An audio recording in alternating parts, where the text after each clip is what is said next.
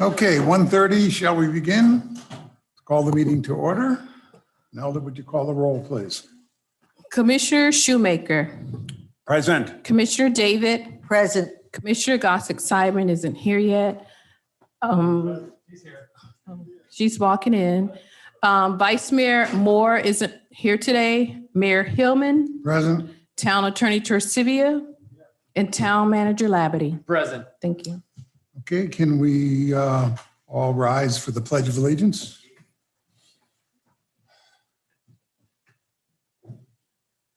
I pledge allegiance to the flag Of the United States of America and to the republic for which it stands, one nation, under God, indivisible, with liberty and justice for all.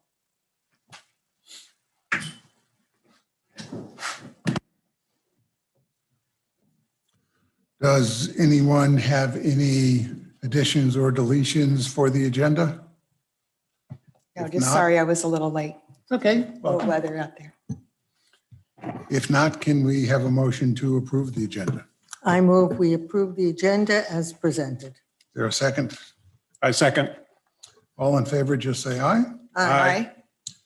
There are no presentations or proclamations. Lenelda, do we have any public comments? We do not have any pre-registered public comments today. Okay, we'll move on to announcements. The Board of Adjustments and Appeals has 2 vacancies, both for 3-year terms. Code of Enforcement has 1 vacancy for a 3-year term. Natural Resources and Preservation, 1 vacancy for a 3-year term. And the Planning Board, 1 vacancy for an unexpired term ending April 30th of 2022. Upcoming meetings and events. August 5th is Coffee with the Mayor. That's this week. On the 9th is the next commission meeting at 1:30. On the 11th is the Natural Resources Preservation Board meeting. That's at 1 o'clock. On the 12th at 9:30 is the Planning Board regular meeting that was canceled. And on August 17th at 1:30 is the Town Commission special meeting. Included in the packet is the Code Enforcement Board report. And I want to bring your attention to a note that I made on page 8 on that.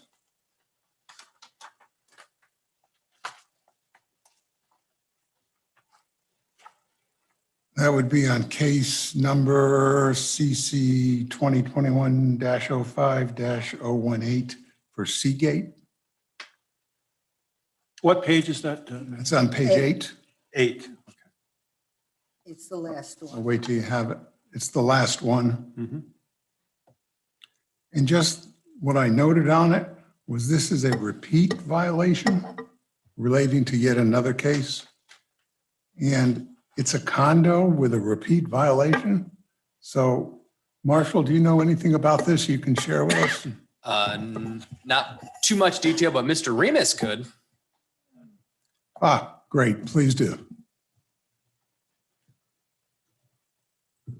Jeff Remus, building official, Town of Highland Beach. So the first violation that they had stems from actually just a few years ago where they submitted to build a pergola out the back, was never issued a permit. It got hung up in zoning because where they wanted to put it didn't meet the zoning requirements. But their contractor just went and put it in anyway, and they had it present for years. And then we finally were able to work with them until we had a new, brought a code case against them, at which point they were found guilty. It was removed, and that was it. And then we've had dialogue with them. And then they since went ahead and what they called popcorn ceiling repair was actually the connection point of the concrete slab that supports their parking structures outside. So they were chipping away and then making repairs there and never pulled a permit for any of that.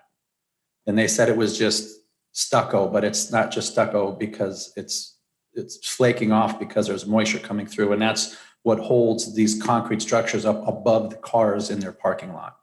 So they are now being very careful and asking in advance and, sending email before they need any, to make sure that they need a permit. Okay, were these the same people or new people? It's Seagate.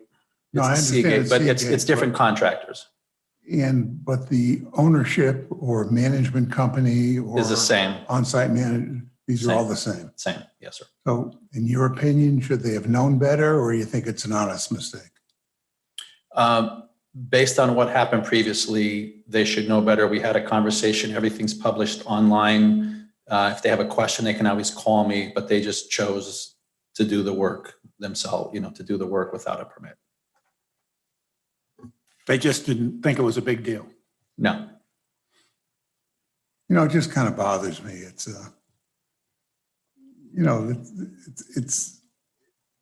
it's a building. It's not just a homeowner, it's beyond that. Maybe I'm making a big deal out of nothing here, but I guess they know better now, so let it go. Yes, they do know better now. We've had dialogue with them even after the meeting. I spoke with the manager and his assistant and went over everything in detail. And, we shouldn't have any problems moving forward. And is this, Ben Bishkoff is on the board, correct? I do not know who's on the board. I only deal with the manager. Yeah, That's it, management. Well, I've had conversation with him and he is aware of the problem in there. I think at least he's demonstrated a cooperative attitude that, okay, we probably screwed up here. But he also was hoping for some leniency. Well, and they did get leniency because they weren't fined other than court cost to prosecute. That's it. No one has been fined yet. It's always just cost to prosecute, the $250 fine. So I appreciate, your comments, and I think you have a good sense that this doesn't sound right. But I think in this case, if it happens again, different story. But I think you've taken it the way it should go. Okay, thank you. Let's move on.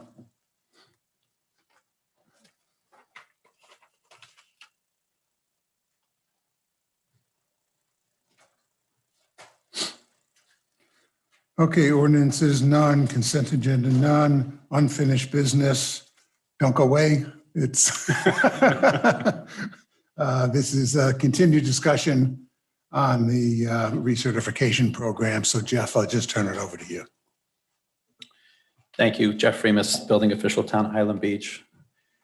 I am currently on a committee that's being coordinated through the League of Cities for Palm Beach County to put across a county-wide or a county-sponsored program. We just met again last night at the League of Cities in West Palm Beach, and I have some information about that I will interject as I'm presenting what we have. What I'm bringing forward to you today is a combination of a recertification program that was put together by our legal team and what we have picked from various other organizations that have this program in place. All right. We took a little bit from Boca, we took a little bit from Miami-Dade, from Broward County, and put something together that we think is reasonable, but it's just the basics for discussion only, just to present so that you can tweak it and do what you want. So I'll start here with this PowerPoint, and we're just trying to keep simple and basic and to the point here. It does work. All right, so in order to do this, we have to amend Chapter 1 of the Florida Building Code, which we just adopted in the beginning of this year. And this is going to allow us to inspect existing buildings that don't have a permit, because right now we can only go in buildings that have a permit unless it's complaint driven. So amending this is then going to allow us to have this program. When we do that, we had to add some definitions, a procedure, how we review the report from the engineers, some detail about the recertification inspections from the engineers, the timeframes that they have, what happens if there's a failure, and an appeal system. Now, I'm going to go into each one of these in detail, or decent amount of detail. So the first thing that I'm going to bring to your attention is that for now, unless you discuss and make other decisions, this is only going to apply to threshold buildings. So this will not apply to a 4-story, or I'm sorry, it will not apply to a 4-unit apartment building that's less than 50 feet and is only 3 stories in height. This is solely going to be for threshold buildings, and you can see the definition of threshold, and it's essentially buildings that are greater than 50 feet in height or greater than 3 stories in height. And there's another component in here, if it exceeds 5,000 square feet in area and it has an occupant load that's greater than 500 persons. So in that case, like, I don't know what the occupancy load of St. Lucy's Church is, but it's possible that that may fit into the definition of threshold building. Okay, but as of now, unlike Broward and Miami-Dade and what we're doing at the countywide, for now, we're only looking at threshold buildings, which are meet this definition. Excuse me. So it has to meet all of those, not any one of those. No, any one of those. Well, the way it's written as and, not or. Greater than 3 stories or 50 feet in height, or which has an assembly occupancy as defined by the Florida Building Code, which exceeds 5,000 square feet and an occupant content And- grade. Right, And, yeah. right. The last sentence is and. That particular and doesn't apply to anything that's above 3 stories or 50 feet. That's automatic. There's 3 different things that you're looking at. There are 3 separate I got items it. that are Okay. defined in a state statute. So the 5,000 square feet is the and 500 persons. Correct. Got it. Right. Okay. So if it's a single story, that's a nightclub, and it can occupy 600 people, but it's only 1 story, it's a threshold building. And in that case, it has to be 5,000 square feet or above. Correct. Got it. Okay. Right. And in the county and in Miami-Dade and in Broward, in addition to threshold buildings, they are also looking at all buildings other than single-family residence and townhouses that are greater than 3,500 square feet, regardless of height or occupant load. Okay. All right, so that's the key point. 3,500 square feet of home space or greater still qualifies to have a certification. So that many of our homes along the beach would qualify, no? No, it does not apply to single-family residences or townhomes. This is typically for 3 units or more. If it's a 3-unit apartment building, and it's greater than 3,500 square feet, it will count. But if it's a single-family home, it doesn't count in Miami-Dade and Broward and what we're doing in Palm Beach No matter County. how tall it is. Doesn't or matter how how many tall. floors it has. Doesn't matter. Wow. Okay. Right. And by local ordinance, our homes are limited to 35 feet in height anyway. Now, Yeah, but they could have 4 floors for sure. Correct. But they're a single-family home. Okay. It's not, you're not occupying, you don't have common areas with multiple people in there. But again, what we're looking at as of now, just to digest, is that we are currently just going to look at threshold buildings only at this time. Now, this would apply to threshold buildings that are 25 years of age and older. Miami-Dade and Broward have 40. We've decided 25 years with the county, which we feel is reasonable. If you're west of 95, which doesn't apply to us, then we're going to extend that to 35 years. That's the proposal so far. So for us, everything would be 25 years regardless. Now, the recertification in Miami-Dade and Broward is every 10. Us being on the ocean, we're kind of looking at every 7 years thereafter. And the reason why is one of the problems we have are that we're on the ocean. And it's significant difference between someone who's on the ocean and someone who's, let's say, just east of 95, who's not on the island. One of the building managers that I spoke with, she's been in her building 15 years and she's on her third restoration in 15 years. So again, it's a starting point. It's a decision for the commission. And the building official is to establish a completion schedule. So based on how many of these we're going to have, we're going to look at the age, the type construction, maybe some history of permitting, and come up with a way to kind of roll these out in a way that makes sense. And if you look at, which you don't have today, but the previous list that I gave you of all of the condos and all the 47 threshold buildings that we have, oh, you do have it, okay. You'll see that based on the age in 10-year increments, I think that's the way I would probably want to roll it out and give them a specific amount of time. The procedure is that the building official issues a notice of required inspection, and that has to go out a year in advance before the actual completion of the recertification is due. So that really gives them a full year to complete it. All right.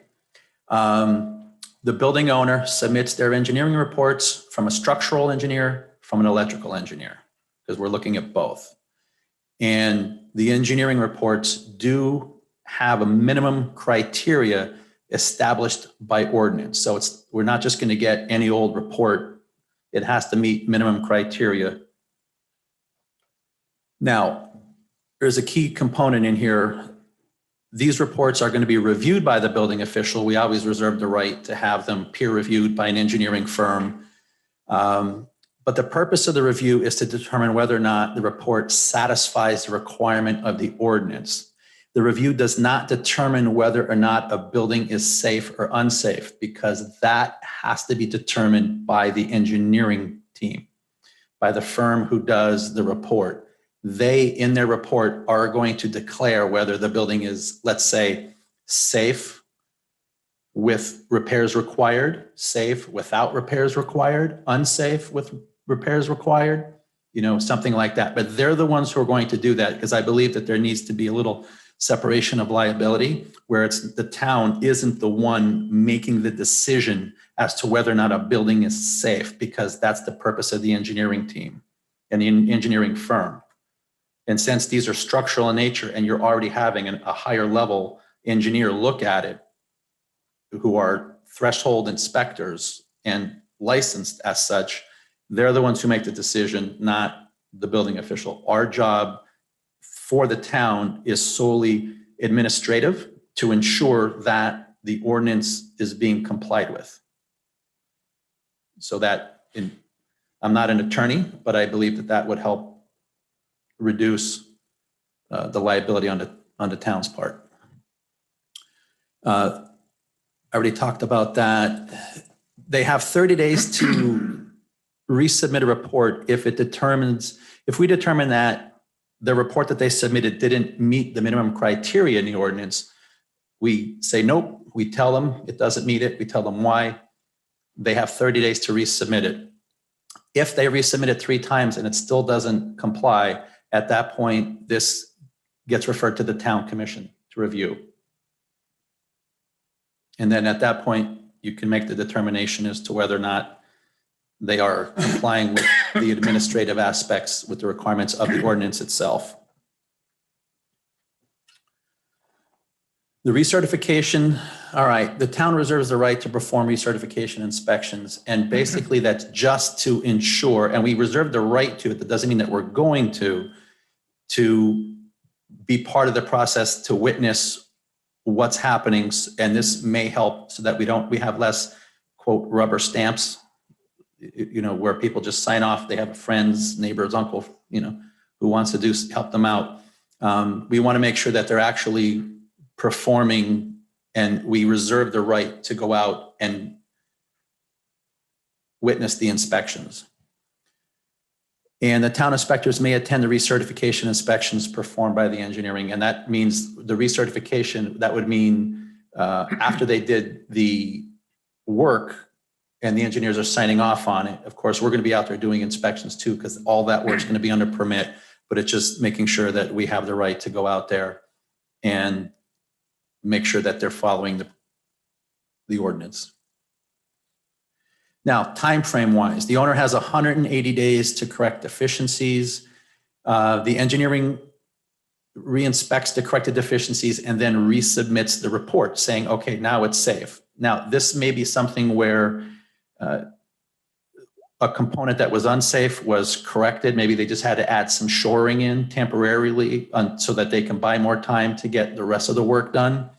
But typically there's going to be 180 days to correct the deficiencies that are reported. Now, the building official, it says, may extend a deadline. But if the extension is denied by the building official, let's say I say to them, nope, I'm not going to give you any more time. You've been dragging your feet. This is taking too long. I think this is more significant than you will do. They could still appeal my decision to the town commission. So they still have due process in this particular case. Now, however, if I determine, or the building official determines that the structure is unsafe based on the report, maybe, the engineering report says one thing, but in the mind of the building owners, they think something else. Even if, let's say I gave them an extension, but then we discover some other issues, or the board or the commission gave them an extension, I still have the right to go in there under section 116 and consider it an unsafe structure. So it's kind of a fail-safe. Just because you got more time to get the work done doesn't mean you can occupy the building, and that's sort of a little fail-safe built in there. So at that point, you've condemned the building. It would be declared unfit for human habitation. So the difference between unfit means they have to empty out the building of people, but they can still fix it, versus condemned means you have to tear it down, no? Correct. And the town, we're never going to make a decision about condemning a building, requiring it to be raised without an engineering firm. Now, I've had that happen before in other municipalities where we had to, post flood and post somebody really screwed up in construction, they had to tear something down. But that we need backup from an engineering firm to determine that, hey, this is unsafe and it has to come down now. That's a whole other level. But when we mark something unfit for human habitation, that means it gets emptied out, and those who are going to repair, if that's what they choose to do, will be the only ones who will be allowed on the property. Now, if they fail to submit the report or make the repairs in a timely manner, I have to go through our local ordinances for enforcement. We could always, again, refer to chapter 116 if it's an unsafe structure, but if it's not an unsafe structure, then at this point, we're looking at daily fines and going in front of the code enforcement board. They could, however, appeal, if we are in that, to the town commission. Again, there is minimum criteria for them to submit an appeal to the commission. They have 30 days from the date that a decision is made by the building official to file the appeal. And the town commission has to hear the appeal within 20 days unless both parties agree on some sort of an extension together, whether the town commission and the I guess you call them the plaintiff, or the defendant, or violator. What's the best word? Bad guy. Right. And then the decision of the town commission at that point would be final, and it would be a written order. And at that point, the owner would have 30 days to file a petition with the circuit court in Palm Beach County to move it to the next level if they want to move it out of local. All right. And I think that's it for the basic overview of what we were looking at.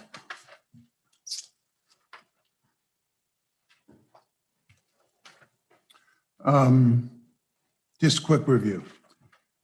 They get 365 days notice in advance on getting a recertification done. That is correct. There will be a form for the recertifying engineer to fill out? Well, that's one of the things that I'm actually sort of opposed to that we're doing at the county level is I want to make the form more of a checklist. Or a checklist, there'll be something for them to fill out. Something for them to follow it so that it kind of spells out what the requirements are in the ordinance. And the engineering firm, because they're going to, regardless of what form we have, the engineering firm is going to provide a report. And sometimes these reports, they have 300, 400, 500 pages, with photographs and detail. But we need the basics in that report, especially within the first page where they're making a declaration of the building's safe, yet needs repairs, or the building's safe and it doesn't need repairs. Yeah. So there'll be something that we will provide that we Yes. want them to complete and make sure that's part of the report that gets turned in.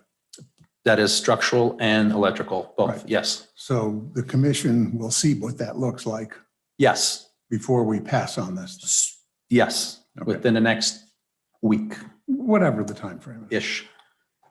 And then the next time frame or number of days that is being proposed is 180 days to correct whatever the deficiencies are that are noted in that report. That is correct, because we're sending out a notification proposing to do so 365 days in advance. Yeah, I get it. So if their due date is January 1st and we sent it out to them on January 1st, Yeah. and so the only place where I personally have a little confusion with this, let's say that they get on an engineering firm and the engineering firm is finished and submits a report to us by April. Well, they technically have until the end of the year to complete it. But if they do it early, do we only give them 180 days? Because from the day we receive the report, and this is where I have a little confusion in it. Well, if I'm understanding it right, it's 180 days from the time that the report is done. Correct. Yeah, But if okay. they send the report in early because, they're proactive and because we're notifying them 1 year in advance Yeah, and they get the report done early. doesn't matter. It's 180 180 days from from the when day the that- report comes in. Okay. That's clarified. Okay. Yeah, that's how I understand what you're. Yeah. And what I you're think that's a proposing. safer way to look at it because if you get it done earlier, you have to get the work done sooner. Okay, I just want to make sure I understand the flow. Yes. Okay. Everybody understand the flow? Got it? You have a question Yes, I have a few questions. to understand this? Yes, I do. Okay, go ahead. Okay, thanks. First of all, I attended 2 seminars through the League of Cities, the county and the state ones. Wanted to make a note at the county level that Mr. Remus received a lot of praise for his work with the lead committee as being very efficient. So I just want to throw that in, not trying to butter you up. I'm just saying it was a fact. Thank you. I do have a few questions. Like I said, in a worst case scenario whereby a building would have to be evacuated temporarily, do we need an ordinance for this, or would this be covered in our current review and paperwork? I believe you need an ordinance for this. I'm just wondering if we I'll need, ask the attorney. this is a serious matter if we had to, I believe this is a most serious matter if we had to have Jeff require occupants to leave their homes Of course. for repairs. Yeah. So I just wondered if we could cover all the possibilities of Okay, that but that happening. has nothing to do with recertification. I understand that. I'm looking at the whole scope Because of this. there has to be something in place at this point that gives us the right to have a building declared unsafe Yeah. and get people out. I can't imagine there isn't something that gives Well, us the right to do that. Oh, there is. It's in the state. Well, state Okay, guidelines. so I it's can- already there. So I can clarify that. We already have that in the Florida Building Code, in our amendments to the Florida Building Code, Chapter 1, Section 116, which is referred to in here. That's a section that already exists that allows the building official to determine that a building is unfit for human habitation or it's an unsafe structure. So we already have, that's already in place. It's just, we're pointing to that this is, that yes, something of this magnitude allows us to utilize Section 116. Okay, so we That don't need a clarifies. separate town ordinance. The town ordinance would be for the building recertification. Okay, We- understand. We already have the ordinance in place for shutting down a building. Got it. Okay, thank you. And then a question on page 20 of our documents here. When we state under F, the town commission may retain its own experts. Would that be at our expense? And would there be any other fiscal liabilities to any of this project? Are these? Yeah, so if they were to file an appeal, generally they'd have to pay an appeal fee, for which then there may be an escrow. So a structural engineer could be retained. Jeff and I have talked about this. We'd get our own structural engineer that would be available only to the town commission and wouldn't be available to do community work. So the commission could have a third-party structural engineer help you make your decision on the appeal, on the seriousness of the content or actions.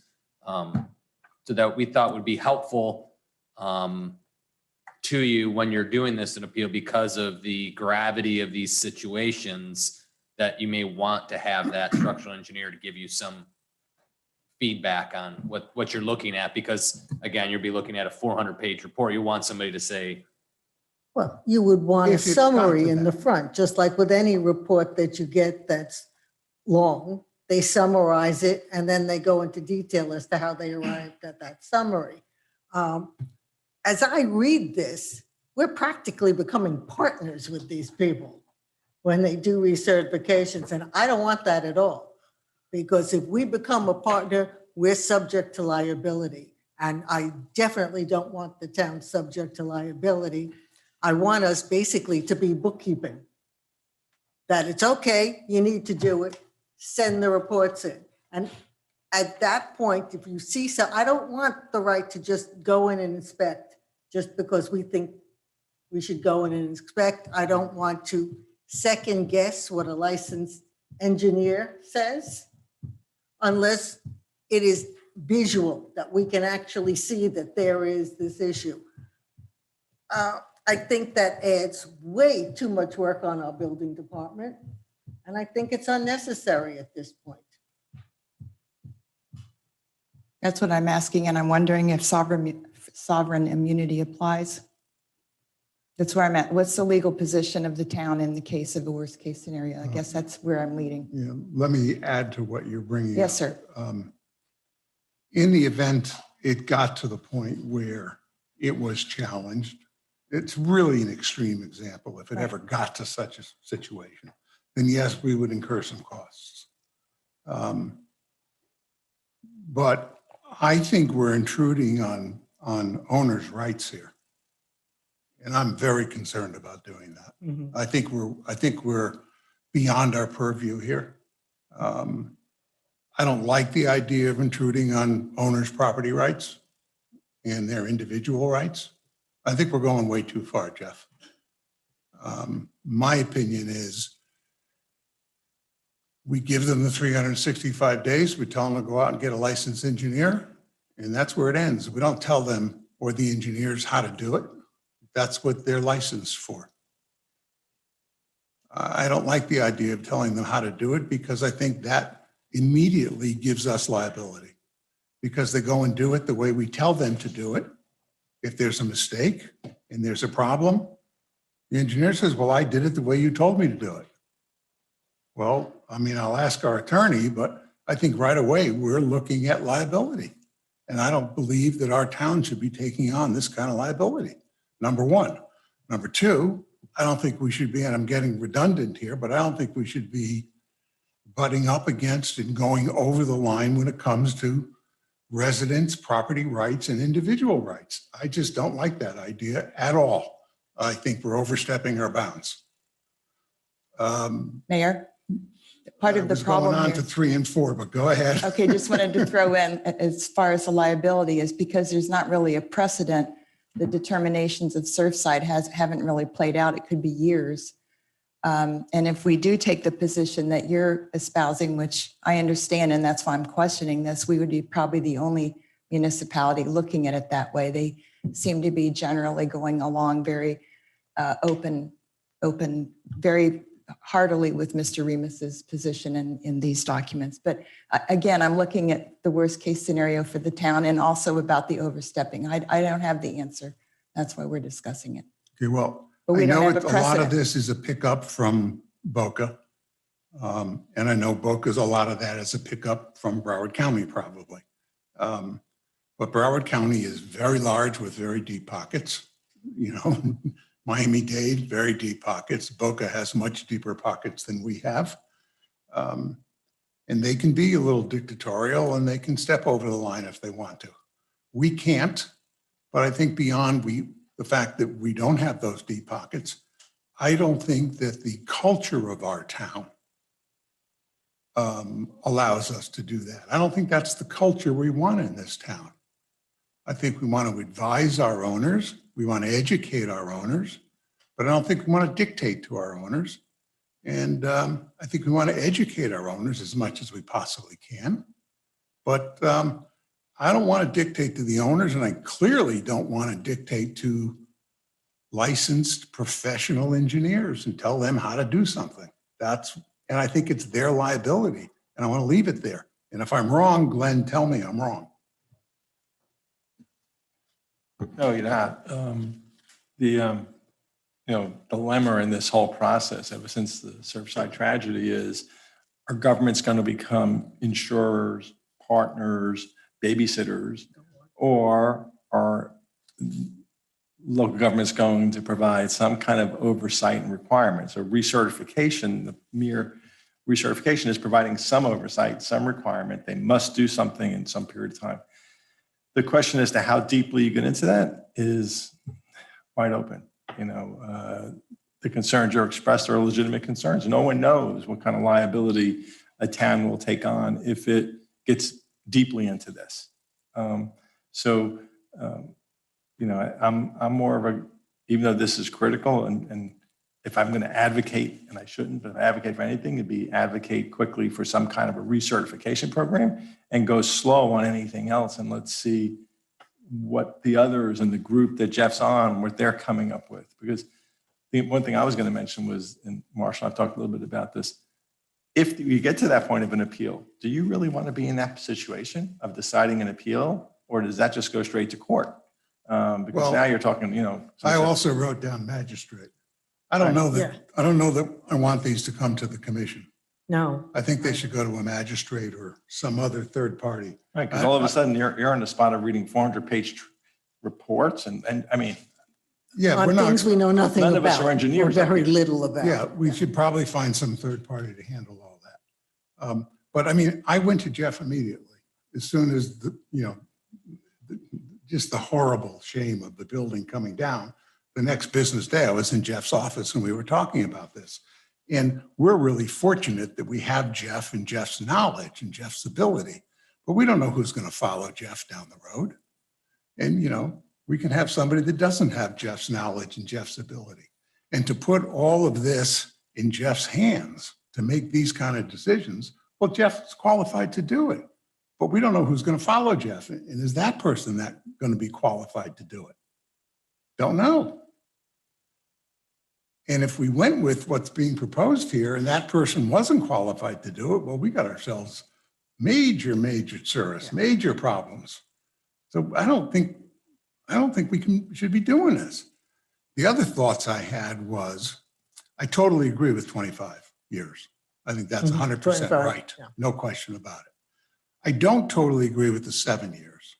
I think the 7 years is totally appropriate for buildings 40 years and older, but possibly we set up a ladder, something like 7 years for 40 and over, 10 years for 25 to 40 years.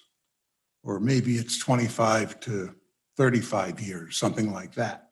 And once you hit the 35 years, you then drop down to 7 years. Because a 25-year-old building, I don't know that they need to recertify when they're 32 years. Something to think about, that's all for us to think about. The other thing is requiring buildings to get the work done in 180 days. There are so many buildings that are going to be out there trying to get their work done. There just are not enough qualified contractors around to get all this work done. So I don't know that it can be done in 180 days. And I think we might want to also focus in on what kind of work has to be done in that 180-day period. I forgot the terminology. It came to you right away where you had different terms for how bad the situation was. I mean, I use good, better, best, but that doesn't apply here. But work that needed to be done immediately, that falls into that 180-day period. But there may be some way to identify the need, the desperate need of the work, and maybe we can somehow identify the work and then quantify the days out on how quickly it has to be done. And if it can't be done, maybe it can be shored up in those short amount of days and then the work done further out. I know, for example, our building's working on doing balcony work now. Can't be done in 6 months. No. You know, and we're not the biggest building. We've got, we're 16 floors, 120 apartments. It took us 9 months. Yeah, we're going to be probably 8-9 months by the time we get it done. So, Same for Highland Beach, by the way. pardon me? Same for Highland Beach. We took about 9 months just to do the restorative work on the post-tension cables through the balconies. Okay. It's just because of weather and everything else. So you might want to rethink on somehow identifying types of work or magnitude of severity. Mayor, to your point earlier, I agree with us not telling engineers how, but simply giving them minimum criteria of which that they have to comply with. How they do it is their business, but there still has to be some minimum criteria as to how they report to us. So when it comes to, and this can get very complicated, if they say that they have 27 balconies that are severe, well then that's up to the building to shut those balconies down and not allow those balconies to be used. But if there's something that they say the building's unsafe, does that mean we empty the building, or does that mean that they have now 30 days to provide shoring, to buy more time? There you are. Right. But again, the more detail we get with us defining, unsafe, moderate, severe, mild, That's the terminology. right, then I think that maybe we are the ones taking on the liability, because we're now determining, okay, what is mild, severe, You're not moderate, determining it. and we don't want that. No, the No. engineer is determining it. You can ask for a rating system, Yeah, but don't tell them what has to fall within the rating system. right. Correct. Yeah. I would agree. Yeah. Can I Now, comment? I'll turn it over to you in a second. I You wasn't use done the either. terminology forensic in a number of places. What does that refer to? What does that mean? That usually means it's destructive, where they might have to core drill in to make evaluations. They may have to chip away and to open things up. It's invasive engineering. It's invasive inspections where they actually have to chip, move, and open walls or so And on. we So are not requiring that. That's up to them based on their visual inspection. that's going to be up to the engineering firm, correct? Okay, got it. Go ahead. Well, Mayor, I actually, wasn't finished, if that I'll would be defer okay, if to- I could bounce back. You Thank weren't you, done sir. yet. I'm sorry. It gets down again, if maybe Glenn could weigh in, at what point do we assume any liability at all? Because as I said, there's no precedent. There are now 1,000 buildings in Miami-Dade that might be considered failures, structural failures. Where are 1,000 buildings worth of residents going to go? Where did you get Yeah. 1,000 buildings? Miami Herald. Wow. There are 39 municipalities in the League of Cities. Some of them share a building inspector. Therefore, those guys, that you probably know who they are, of those municipalities may in fact be overworked. And how many threshold inspectors are there? How would there be that many for all of South Florida, not to mention Jacksonville, that's- Southwest, Tampa? That's my point. How we. So the We have to be a liability, little my more question lenient on remains, getting yes, it sir. done. If maybe Glenn could weigh in or get back to us if there's just not a precedent, and where are we going to evacuate your building, where 500 people are going to go. That's forgive what me. I'm asking for, the worst case. You don't need a precedence to give a legal opinion. That's not why gonna I'm speak asking, for right, you, because but go Surfside ahead. hasn't been determined. It could be years, they're saying. I mean, in general, governments don't face liability when they don't enforce their codes. You know, people will often complain, well, the neighbor's getting away with this and you're not doing anything. Well, that's the government's discretion. You know, you didn't make this arrest. You didn't, there's exceptions, but in general. So, but the more entangled you become, and to use your words, become a partner, you know, the more you start getting involved and being a partner, then you're opening up that door to liability. You know, theoretically, sovereign immunity should protect us. But again, this is a little bit of an unknown area. But you're probably in pretty good shape on sovereign immunity unless you really go way, and I don't see this town or this commission going way over the top. But if you went way over the top, then you're creating some exposure. But if you are just saying, here's a certification program, you got to do it so many years, you got to present the information to the building official with some minimum criteria that Jeff's talked about, you're probably on pretty good, solid legal ground. One last thing, if I could. If Jeff could give us just an indication of these structural engineers, these threshold engineers are a different level than a building inspector. There's, you know, different qualifications. When you look up Florida Building Code, there's all kinds of different job descriptions with qualifications. Could you just explain what this type of engineer involves in his training or her training? Yeah, absolutely. So in order to be considered a threshold inspector, you are a, quote, special inspector under the DBPNR, but you have to be an engineer first. In order to become a special inspector, as far as being a threshold inspector, and I'm going to get into something else because the state has just changed the statute to create a lower level of threshold inspector. You have to be an engineer first with a certain amount of experience and so many years being licensed before they'll allow you to be a threshold, considered a special inspector, aka threshold inspector. Now, what you will see is that the threshold inspector can utilize people, workers that are authorized, that are duly authorized representatives of them. And those people have to have minimum criteria. That's something that I would qualify for as a building official, as an inspector. You may be a general contractor. Ultimately, it's the special inspector, the engineer, who's going to be stamping and sealing and signing off on it. But that doesn't mean that their eyes are the ones that's on the property.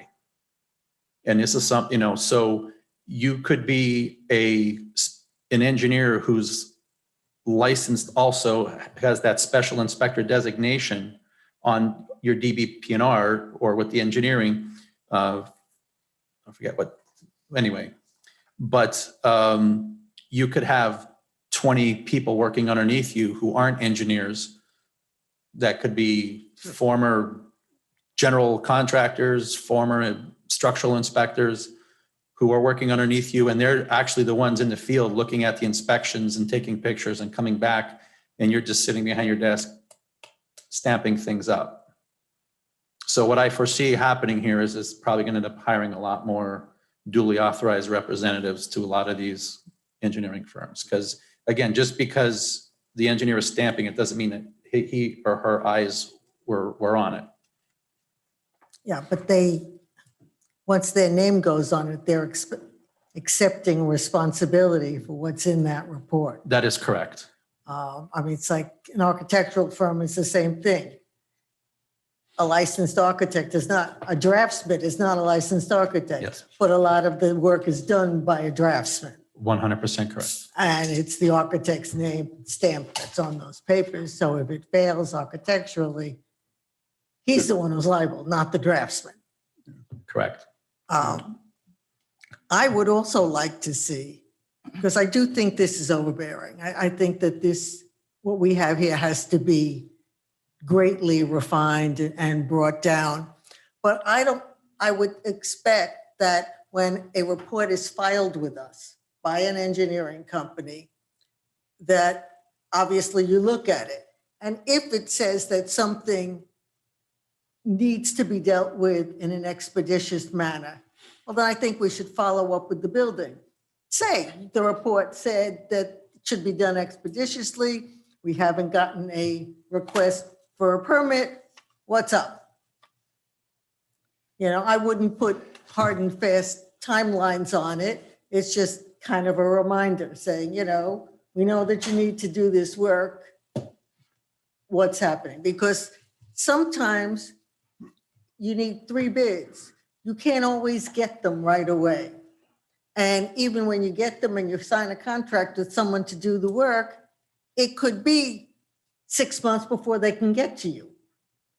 So I have a problem, like Doug does, with putting timeframes in because they may not be realistic. Certainly not when we first put this into play, because you've got every building up and down the coast. Right. That's over 30 years or over 25 years running out to get opinions and then contractors to do whatever work is necessary. Our issue starts and stops, in my opinion, with life safety. Life safety, that's it. You find a life safety issue, we got to jump on it. Beyond that, I mean, cosmetics are not our issue. Right. You know, but life safety is. And you have the tools to handle life safety. And if you don't, we need to get more for you. And if you don't have enough people to handle life safety, if we find that we really got big issues, we got to get you the people. We have to give you every tool you need when it comes to life safety for our residents. But that's it. The rest should be bookkeeping. John, Mayor? you've been there very quiet. It's all yours. And I'll admit, I did some homework, so I am officially ignorant as I dug into this. I don't have a certificate, but I feel I can at least speak some of the language. First of all, I do think condos are going to need some guidance. And I think guidance is the word that we need to focus on instead of partnering or instead of rules and, you know, requirements. It's guidance. For instance, and it's a lot of concern, especially when I saw the list, I saw all those red marks. I said, ooh, we got problems. Well, first of all, past certifications. Will they be accepted now based upon these new level of certifications?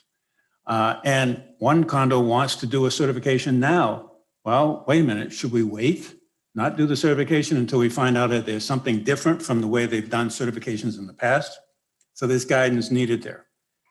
I've also learned I figured I'd go online. I even attended a webinar on this whole certification business, which is amazing to me. There's a whole world here that I didn't know existed. That we have, as Commissioner Gossett-Seidman has mentioned, we have a lot of condos that are near bankruptcy when they start to address these issues because the residents have failed for years to do the required maintenance. So this problem is now surfacing and is going to be very visible, and it's a big problem.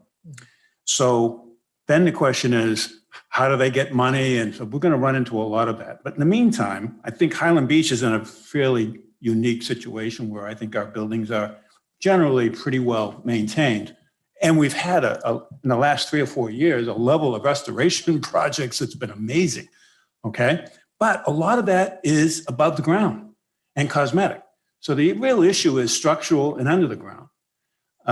So I understand that an SI or a TSI, a special inspector, and a special inspector, they have a unique set of credentials that most building inspectors don't have. They have to be architects, they have to have structural engineering, they have to have a bachelor's, master's degrees, specialists, they have to have years of experience. There's a lot of background that's required. Now, having said that, it is up to the condo to hire this organization, not us to select them. Correct. And it's going to be tough because the demand is going to be high. So you're not going to be able to just go out there and have somebody start work. We were looking for an engineer just to look at the paving of our property and the profile. Well, we had to wait 90 days before they even come on property to take a look.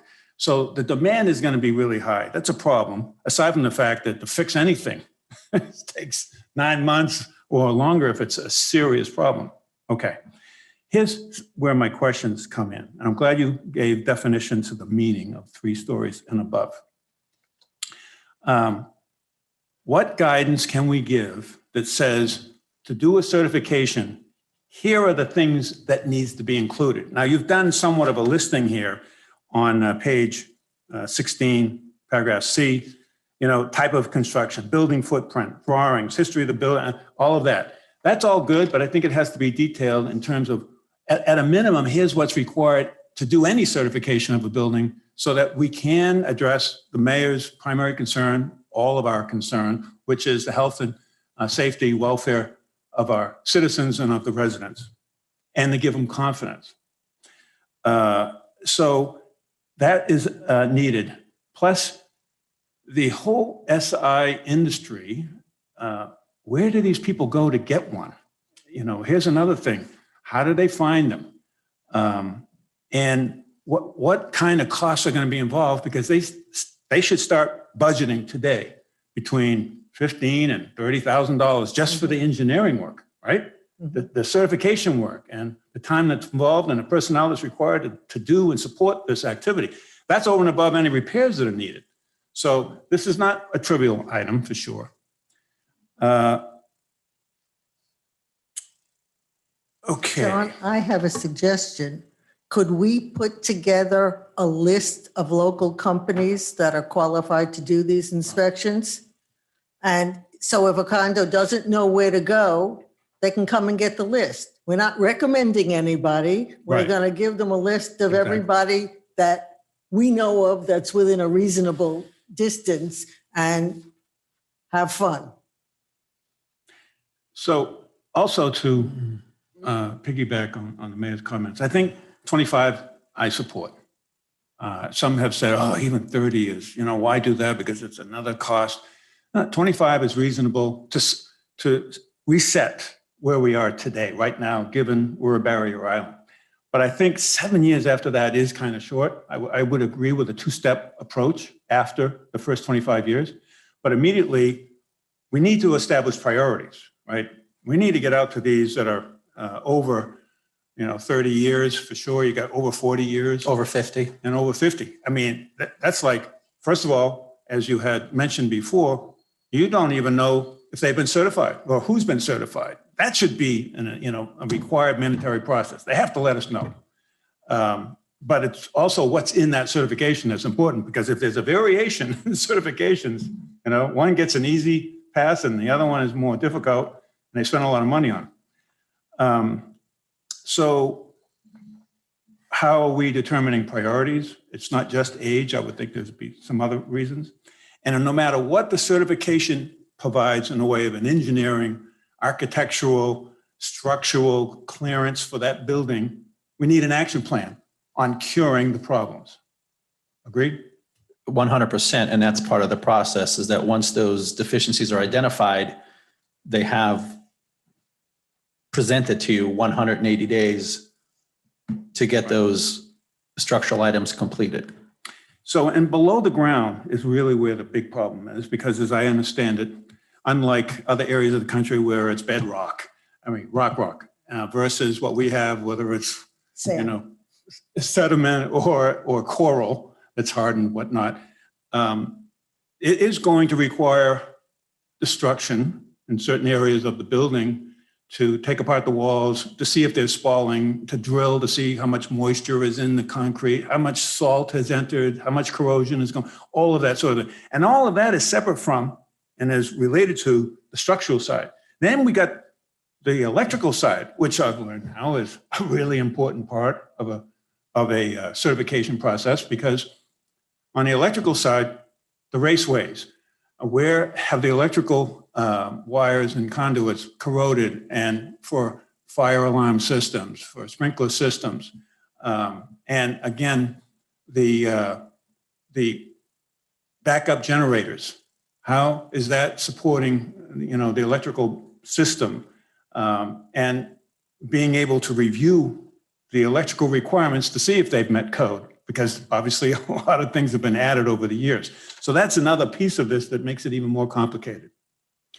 So one of the most important aspects of the electrical inspection is ensuring that the service disconnects that shut the power off to the building actually work. And what I will tell you from direct firsthand experience as not just as an inspector, but as an electrician, and going to places in Miami-Dade and Broward and Palm Beach County and performing work, is that there are many times when we have older switchgear that we have to work on and we don't turn it off because sometimes we can't. And we know that if we turn it off, we could never get it turned back on. So we just work live. Yep. And that's detrimental because, you know, when the fire department can't always wait for FPL to show up and shut down the transformer. They have to be able to have a maintenance or them going and shut down the switchgear. So one of the important aspects of this is making sure that they cycle the gear. And a lot of times they don't want to do it because they know that they have an old 1963 Frank Adams system that's still present. And they know that they have to replace all their switchgear, but they won't do it because of the cost, because it's still working. They replace a fuse every now and then. Why fix it if it's not broke? And that's the mentality that gets them It in is, trouble. but electrical equipment typically has a 30 to 50 year maximum lifespan. Not an easy problem. You can't shut it off and turn it back on again, and in fact, it is broken. Correct. Yep. On the other hand, the electrical network for a condominium is so integral to health and safety because of fire, elevators, evacuation requirements, lighting, both inside and in the parking lot even. So anyways, that's why I agree, lastly, that, man, I don't want to get into 3 times of, appealing and coming back and then, going back again, and then they come back to you, and after the 3rd time they come to us, and then we have to make some sort of decision. That makes no sense to me. We're not qualified to make a legal decision at that point.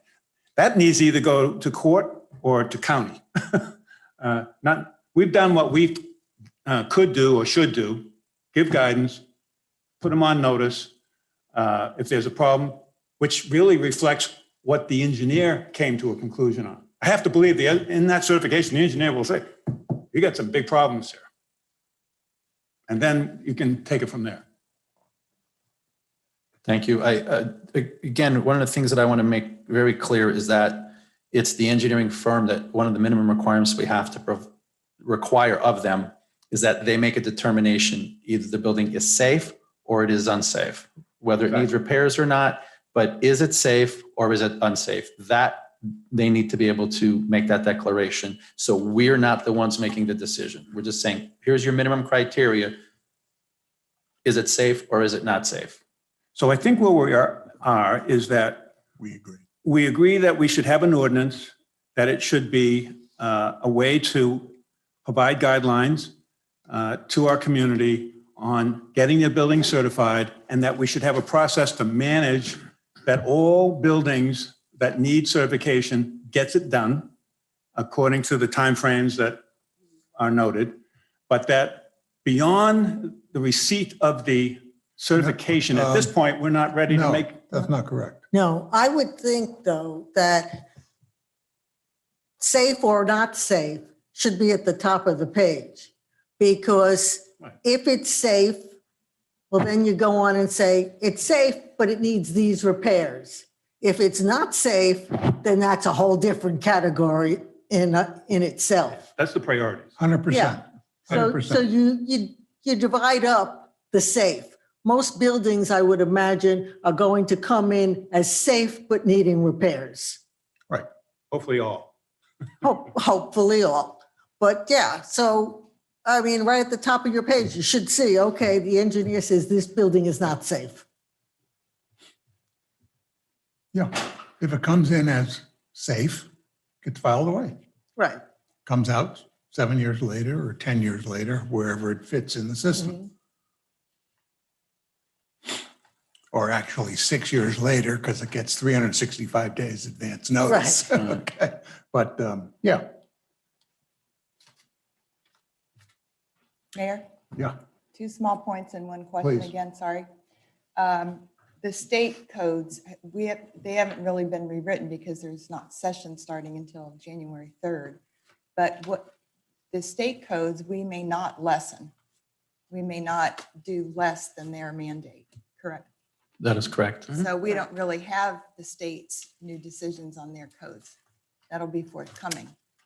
We cannot lessen what they require. No, but we right. We can can, only do more. You're can't right. do less. Right, but right, I we know. can So- set something up now, and if That's they what I'm put wondering. something in place later, Yes, then we have to adopt the building That's what I code just wanted anyway. to We, point out. we always adopt any new changes. Yep. So we can set it up now. Right, I Since- understand. That's what my point is, we may have to reevaluate in March or Right. April. And then 2 other smaller points. I don't know if this will, what happened? I'm not loud enough, sorry. 2 other smaller points that were discussed when I did these league meetings, whether the grandfathering of old non-hurricane proof windows should be continued since they're often the source of leakage and demise of concrete. And then secondly, if there should be any kind of responsibility for us to just point out to townhomes or single-family homes, which might be in excess of 5,000 square feet or 40 years, if we just want to suggest in any way that the residents have them looked at, or if we just want to presume that the town and its residents are smart enough to stay on that themselves. I just wanted to throw those 2 ideas out. Well, I'll give you my opinion. I think Okay, we've go got, for it. I think we've got a huge thing to bite off here right now. So I don't think we should touch single-family homes, number 1. 2, the discussion of hurricane glass. We cannot and should not be attempting to make people put it in. We obviously know it's terrific to have from a safety standpoint, talk about insurance reduction, savings, et cetera, all the way through. But that's a personal decision. And I don't think we have any right to get involved in that, other than education. Sure, I wanted to bring them up since they were points of Yeah, and I interest mean, in you've discussion. experienced now having them, and it's wonderful, right? Much quieter in the house. We had leakage you around know. the old ones too. So, Yeah, but you don't I'm have the saying they leaks. were discussed at the league level, so I wanted to throw them out as 2 Yeah, But, possibilities you know, for maybe down the road. Does the state require hurricane impact windows? Not as of now, but there was some discussion that in the future, east of 95, they might have to reevaluate and redistrict those people on barrier Well, islands. I would not require that Right, I until understand. the state does. yeah, What's I wouldn't- interesting- I wouldn't I touch wouldn't that. touch it. Right, I No. understand. But you know what's interesting is if you look at the east coast of Florida, which I did a couple weeks ago, you know, we think we're maybe a small portion of the population on a barrier island. Those barrier islands extend all the way from Jacksonville to Key West. It's sort of amazing when I really scrolled through the map online. There, other than, you know, Patrick Air Force Base and several wildlife refuges and so forth, especially in North Florida, there are a lot of people living on barrier islands. There are a lot of people in the same boat as us. Just an interesting note. Just look at the map. It was, Sure they are, but you know, even if there were 20 million, we shouldn't be demanding that, we shouldn't be spending other people's money on no, their I'm not homes, saying we should. I'm you just know? bringing them up as points of past discussion and so that we had looked at it. Yeah, I mean, it's a great thing to have if you can afford it. So just a point of information for your comments are that as long as you have, if you choose to put hurricane shutters on new construction, you still could put regular windows in. You don't have to put impact windows as long as you have to have hurricane shutters or both, you know, one or the other. But also for the information for the commission, the International Code Council, which is the basis for the Florida Building Code, is going to be down here, I think, on the 17th, having a meeting with kind of like a town meeting with the Building Officials Association. And I also believe that one of the stakeholders, is there an association for condominiums that begins with the B? Yeah, Yeah, both. That's the Beach Condo Association. Beach Condo Association. Yeah, I think they're going to be present as far as that's concerned. And so now the International Code Council is probably going to be putting together some sort of a recertification program. And now the state, there's some discussion that the state is now going to also start looking from the Florida Building Code standpoint, along with what we're doing at the county level through the League of Cities. And what I will tell you is what we have here proposed is a really stripped down version of what you're going to see come out at the county level through that's being coordinated by the League of Cities. So if you want to take out of this, you're going to really want to take a lot out of what's going to be proposed, because there's a whole bunch of, it gets into a little bit more detail. And one of the issues that I do have being on that particular committee is that we're taking on too much liability. And I'm trying to put that back with the way we're changing the verbiage and changing the requirements, because I don't want to take on liability personally or for the municipality that I work for. Good. And I think that's important. But we're not the only one looking at it. Boca's not the only one looking at it. At the county level, all 39 building officials, we've met once, and then now we're all meeting together as a committee. We're going to be bringing in an engineering firm once we get it further along, and then we're going to also bring in other stakeholders such as associations, to kind of help fine tune it at the very end. But it is going to be significantly more robust than what you have in front of you. Well, that's fine, but I would think that we can put in a stripped down version and then wait for other people to tell us that this is what it's got to be. We can always beef it up later. But at least if we get people on the road to getting engineers to come in, to me, that's a good thing. I would agree. Yep. So let's get ours rolling. So I'll take it from there. Did you get all that? Yeah. We have some marching orders, some changes collectively I've heard. That'll give us an opportunity for Jeff and I to sit down, soften some items. I see probably removing some type of appeal process that doesn't seem to be sitting well. Let us roll it back a bit and try to accomplish the directives provided by the commission.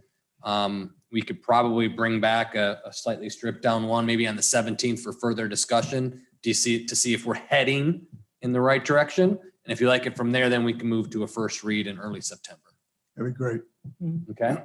Mayor, could I just bring up your point that you raised, whereas we might need a special magistrate for any complicated situation, because this is certainly not something that we would want the commission or a board looking at a neighboring property, that would be a more serious level of legal expertise perhaps than any of us hold, except for Evelyn. We will we'll evaluate that with Mr. Glenn. Rubin as we move forward on what Right. our best options are. Thank you. Okay. Thank you. Yeah, Jeff, you might even know somebody that would be appropriate for that.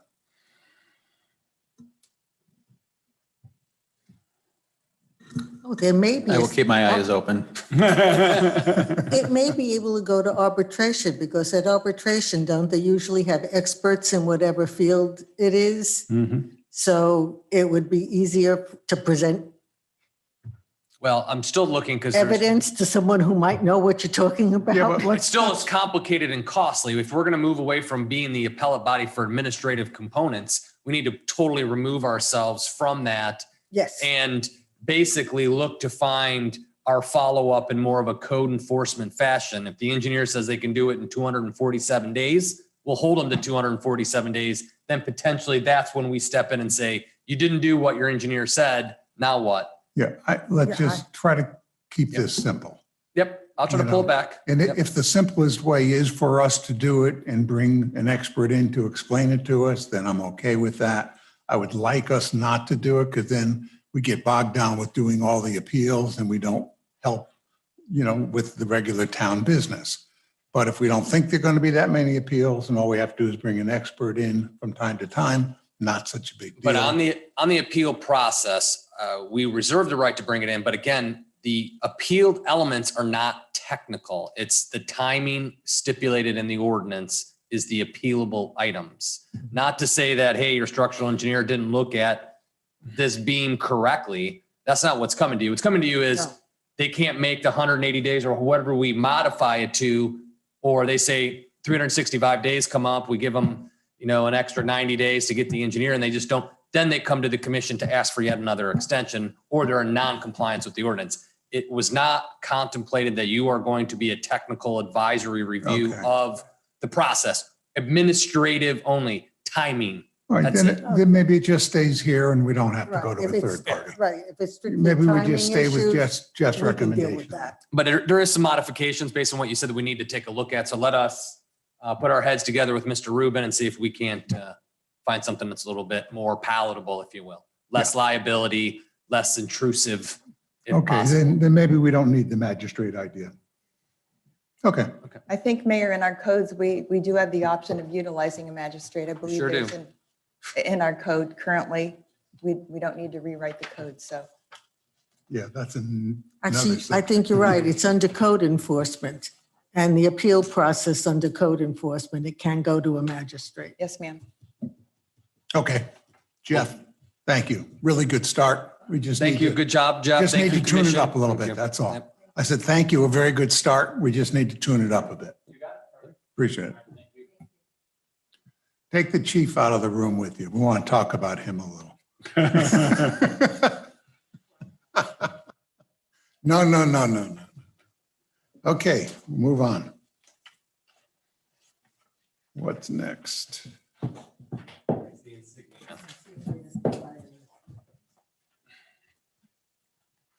This won't be so controversial, will it? Oh.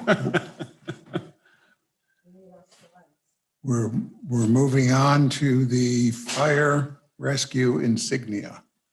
And I get to play with the pointer. Thank you.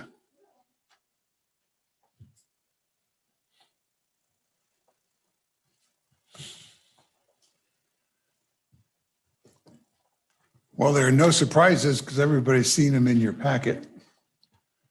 So our friend Rodrigo made the adjustments again that were requested. And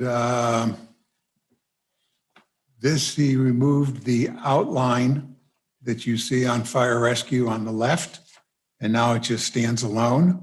That was a very good idea on whoever made that thought. I think it's a nice improvement. The next shows it in white. And by the way, he left the outline out on all the rest of the slides. So this shows it now in red and in white. Any comment from anybody? Just jump in. Anybody like the red? Question? Yeah, What sure. shirts do we envision the fellows wearing and the women? Sorry. I'm sorry, say again? What shirts, whatever patch we use might need to be positioned against the color of the uniform. So if you had a white shirt, you wouldn't want a white patch. If No, you had probably a navy not. blue shirt, you wouldn't want, I'm just asking if we've gotten that far. No, we haven't gotten that far, Okay. but the answer is probably not. Yeah, Yeah. okay. You know, you would use it on all colors other than the main Yes, color of the patch. okay. Okay, but to answer your question, I like the red. I mean, it's fire. And I think with the axis, it does, immediately identify it as a fire rescue. Now, that's not to say that, the Highland Beach banner is, I think it makes it way too busy, so we can get onto that later. I wouldn't be opposed to putting blue in the left and right center island, so to speak, where the caduceus is and the fire flag. Maybe that could be blue with those items being red. I don't know. Yeah. He obviously took out the ladder and helmet Right. and put in the Right. EMS, which works a hell of a lot better. Somebody recommended white, and when that idea came up, quite honestly, I didn't think I would like it, but I got to tell you, I absolutely love it. I think the white is terrific. What I like about it is it's very light, airy. Not that it's a Southern feel, but I just get a nice feeling from it. I get a summery Southern kind of feel from it. So I really kind of like that. I find the red to be a little heavy, to be honest. A little what? Heavy. Heavy? Okay. We'll keep going. We can come back. John, this executed your desire to look at the Yeah. ribbon like on the it. bottom. Bad idea. I don't like it. Not a good idea. I don't even like the ribbon, the banner. That's why on the next slide, I think you'll show the town of Highland Beach, Florida, is just in circular around the center emblem, which I think is a really cool way of doing it, and not even have the banner. Okay, this is, what is this? This is, Orange. yeah, well, this is a shade of gold, if you will. Yeah. All right. Kind of nice. What's nice about it, it goes with everything. You can wear it with virtually any color. It would certainly pop out on a red fire truck. There's the blue, which again is kind of a police color. So I would think we'd want to stay away from that unless somebody's, really in love with it. What it does work well with, obviously, is the center. Yeah, the center looks best against the blue. I'm going to go back to that. It works best against the blue, but I understand why we wouldn't want to use blue. Yeah. And then here it is without virtually anything around it. It gets rid of the banner or the ribbon, it gets rid of the hatchets, and just kind of takes the town of Highland Beach and puts it into the center. It's really kind of, and it can be executed in any color. So don't focus on the Right. colors. It's really kind of simple and nice. However, from a distance, you won't know it's Highland Beach. And you may not know it's fire, rescue, or police. Yeah, you might be able to read the fire rescue, but that's about it. You won't be able to read Highland Beach. So this is what I was referring to. You see how around the palm tree and sun is Highland Beach, Florida. I like that instead of the banner, but I also like the idea of the color being white instead of blue, which goes back to, I would add the axis. So, Yeah, but again, what I was just saying, John, is from a distance, you won't know it's the town of Highland Beach. You won't be able to read it. I don't know if you have to have it to have a banner of some kind to identify it as Highland Beach at a distance. Because I Well, don't, then you're back to one of these kind of things, or back to any of these. You can try to do something. Forget the color. I'll try to go to one without the colors. Yeah. We could execute something like this and get rid of the hatchets if we wanted Yeah, to. I wouldn't object to getting rid of the hatchets, but I would leave the banner across the top, the ribbon, Yeah, I mean, because that screams Highland Beach. yeah, I mean, you got to have that or you're Mhm. not going to know it's Highland Beach. okay. Now, that could be done without, oh, by the way, Peggy, we checked with 2 embroidery outfits and they said, because we're digitized, it's not a problem. Okay. So we did double check.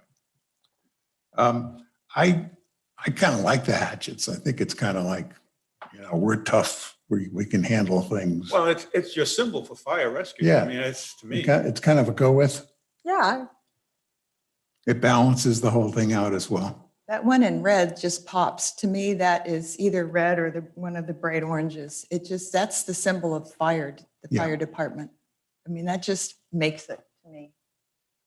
I vote for that one on the left. T, do we still have the slide that shows from the previous time that shows, I guess about 6 or 8 of ones from other towns?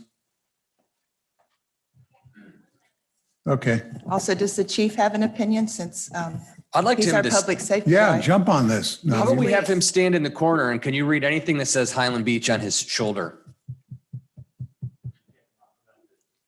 I was just going to that you're not going to see Highland Beach, even at the banner size. Yeah. Basically on an officer at a distance, you're not going to see the name No, Highland Beach. it's on the vehicles. yeah, Right, oh, it's on the okay. vehicles, Yeah. right. Yeah, no. So unless you on the get- vehicles could be a different symbol than on the No. clothing, uniform. Yeah. Oh, no. Same, it's same on It should be everything. the same. Being that this is all fresh and new, everything would be the same.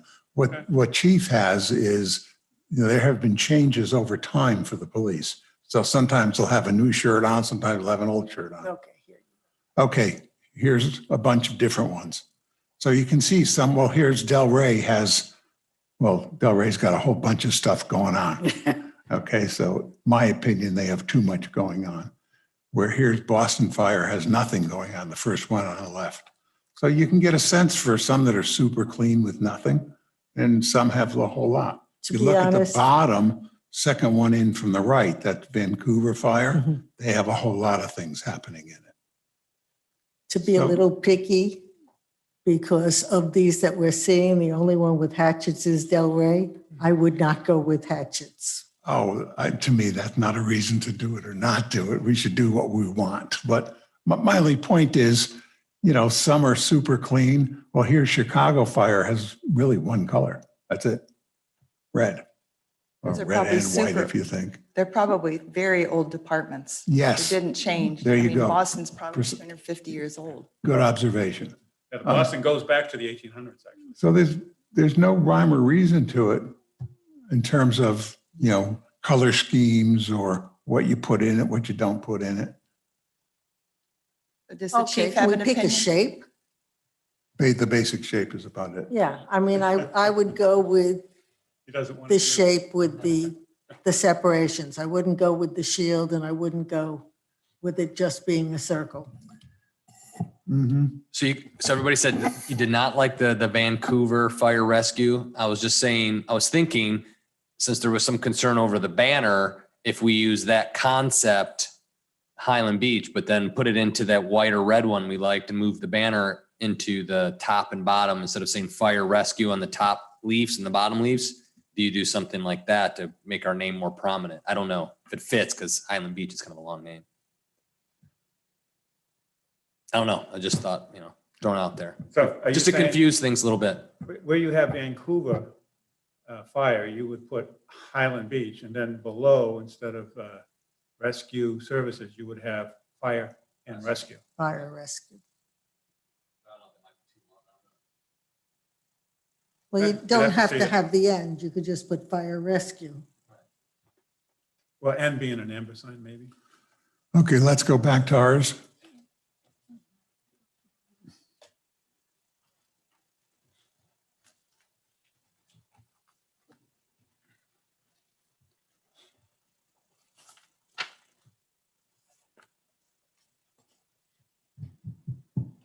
Nobody likes white, huh? I like the white. I'll take the white with the hatchet. Mayor, the problem with white is that's pretty much a color reserved for medical personnel and ambulance only, not ambulance and fire. Well, that's what the, Traditionally, that's the white. So that's why I was leaning toward red or the orange. Plus it pops. The white, if you get the white on certain Well- backgrounds, it doesn't pop. I wouldn't, Between 80 and 90% of our trips are AMS trips. I mean, EMS if you want trips. white, it's fine. I just don't, I think it's going to get lost more. I don't think it's an appropriate color for fire rescue as much as orange or red. Well, what we just looked at, there were two whites in it. Yeah. I'm guessing it must have been Natasha then that suggested white, because nobody here is jumping on white, so she must have been the one. We prefer red. Can execute it in both, depending on what we put it on. It's the same thing. So there's no reason that we couldn't execute it in two different colors, as Mayor? long as it's the same graphics. Mayor, is there any way with that? I think some of the confusion is our colors from our logo. Mhm. Is there any way we move away from some of our colors in our logo, still have the palm tree and just kind of have? No. No, you can't like, Well, I don't mean, yes, we could. if you did but- it like in a two color, red and white, could you do something that looks or resembles Oh, I it? think if we do red and white, I think No. two You still need- colors I'm would just just curious. make it. Because usually I'm just looking over at Chief's uniform. He only has two colors on the whole uniform, but has a relatively complicated logo. I just didn't know if that would work to help. I don't know. Just throwing it out there. You mean do the thing in two color? Less color. So like red and Less white color. or red, white and blue, And then our logo would just be the palm trees would be in blue. And then maybe there's a couple lines in blue that kind of shows the separation of the horizon there, the sunrise, and kind of go that way. I didn't know if that would help if we took a couple colors out of it. If it's getting too confusing with goldenrod, orange, light blue, dark blue, white, and red. We have like 5, 6 colors. If we took a couple of the colors out, just for not for our formal logo, but just when you make the patch that it is, say we go to like a 3 color, red, white, and blue, the center logo is all blue, and maybe there's white or red dividing the horizons lines, kind of like It's that. a great idea. We might Certainly. make it clean it up a touch, because I don't know if that's drawing people's eyes to like there's a lot going on in the center. Take a shot at it. That's a good idea. I don't know, I'm sticking with the logo. I think those colors are great. Okay. Yeah, Well, we have it. Why don't I ask Me him to too. try that I on like those that red two, one. and we'll, okay, One I love other that red one. idea, It's great. you're good with it, man. Okay, sir. I'll ask him to play with that. instead of the orange circle around our logo there, maybe you can make that a white circle just to make it pop a little bit. That's- Do that, and blends it- too much. Okay, Enough? And what, okay, play with colors as opposed to shapes.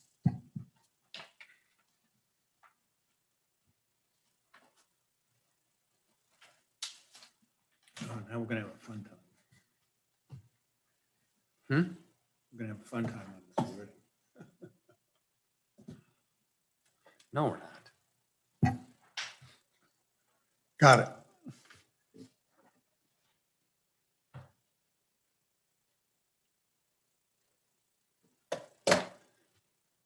Okay, on to the next.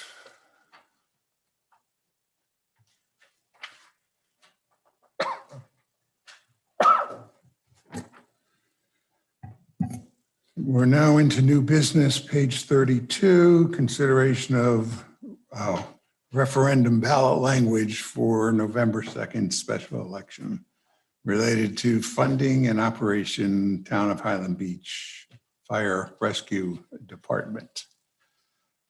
I'm going to turn this one over to you. I will walk the plank. So we've got 2 options presented to you, and we tried to merge all feedback and comments because I appreciate it. All commissioners gave me slightly different comments, so we did our best to try to fold it together and achieve some of the initial goals as laid out by Glenn in the language to give us the greatest extent flexibility, if you will, to put this fire station in place. So you have one without a specified number and one with a specified numbers. If you were to take it and look at it from 2 points of view as to what you're looking at, some of the things that we folded in is kind of a few of the points or the rationale or hopefully the outcomes that we kind of put in there as an attempt to kind of keep our message moving forward, because you'll see that a lot when we roll out some of our public education pieces where we talk about, why we're doing this is to enhance service, reduce costs, local control. So we tried to put that in there as well to kind of, so the voters know kind of why or what's hopefully coming from this or why they should be voting. So I guess we'll leave it open and see where everybody's head's at. Now, with that, the challenge has been placed. Whatever we give, we got to give to Linelda because it's got to get to the supervisor's election in the morning and has to be translated into 3 languages. So we have to, I don't want to over pressure, but we got to make a decision today. I would suggest putting in that a not to exceed number for the initial startup cost. I don't want people to think that whatever number we come up with is going to be for going on forward, that this is just to start, So- not the operating costs. Okay, so more leaning towards 10 maybe, or to number option 2, but to kind of try to define that as a startup cost. This isn't our continuing operational cost. Right, but I would, and actually I wouldn't make it 10, I would probably make it 11 or 12. Okay. To give us a cushion. So I also think that, I don't know, if we don't want to use the language in NTE and not to exceed. But I think we have to put a number in here. I like the 10 if we believe it's going to be 10, because I don't want to just put in another number just to put a cushion in there, like 11 or 12 or whatever. But as you read this, I think it says equipment and to expend the necessary funds to establish and operate our own Highland Beach fire and rescue, because I think Commissioner Gosser-Seidman's comment that it's both fire and it's a rescue organization. I think adding the "and" is an important way. Yeah, my problem is the "and operate." I would limit it to establish. Well, but we have to operate it, and the equipment needed supports the operation. You need to get fire equipment, the uniforms, you got to hire personnel. But that's all your startup costs. But if I could technically talk from a technical component, the way way our charter is currently written, you need authorization to buy capital. That's it. Not to run a fire department. Technically, you do not need to say no to Delray and bring it back inside the operations or within the operational confines of the town. We can do because we already have a fire department. We're just changing. We don't have to operate. I mean, You don't in need the to language. establish, you've already established a You fire have the department. right to operate. So we're just changing how we deliver the service. Instead of using Delray, we're going to use our own personnel. The trick is we need to do a renovation to the fire station. We're going to need to buy some apparatus. We're going to have to buy some equipment. So just as we move through this discussion today, just you don't really need to get authorized to establish. You may wish to, and it may be you find it necessary to ensure the community's with us, but on a technical basis. But we've been telling everybody, this is a Delray fire rescue operation, and it's a fire department of Delray. It says Delray everywhere. So it would seem to me that everybody's thinking, what we're really doing is establishing our own fire rescue, period. Now, once we establish that, we also have to operate it. So you need some funds in here to operate it, it would seem to me. So that's why I'm saying add both. Except, but we have the operate because No, we don't. Well, we have a contract that's ended, right? Or will be. I understand that, but we have the right to operate, which Yeah. means we have the right to allocate parts of our budget to operate. Because whatever we get via a funding mechanism, it's not going to be used to operate this fire department. You can't. So the money we really need is the money for capital acquisition over the $350,000 threshold currently in the charter. Right. That's our boundary, but not to, because we're not extending services.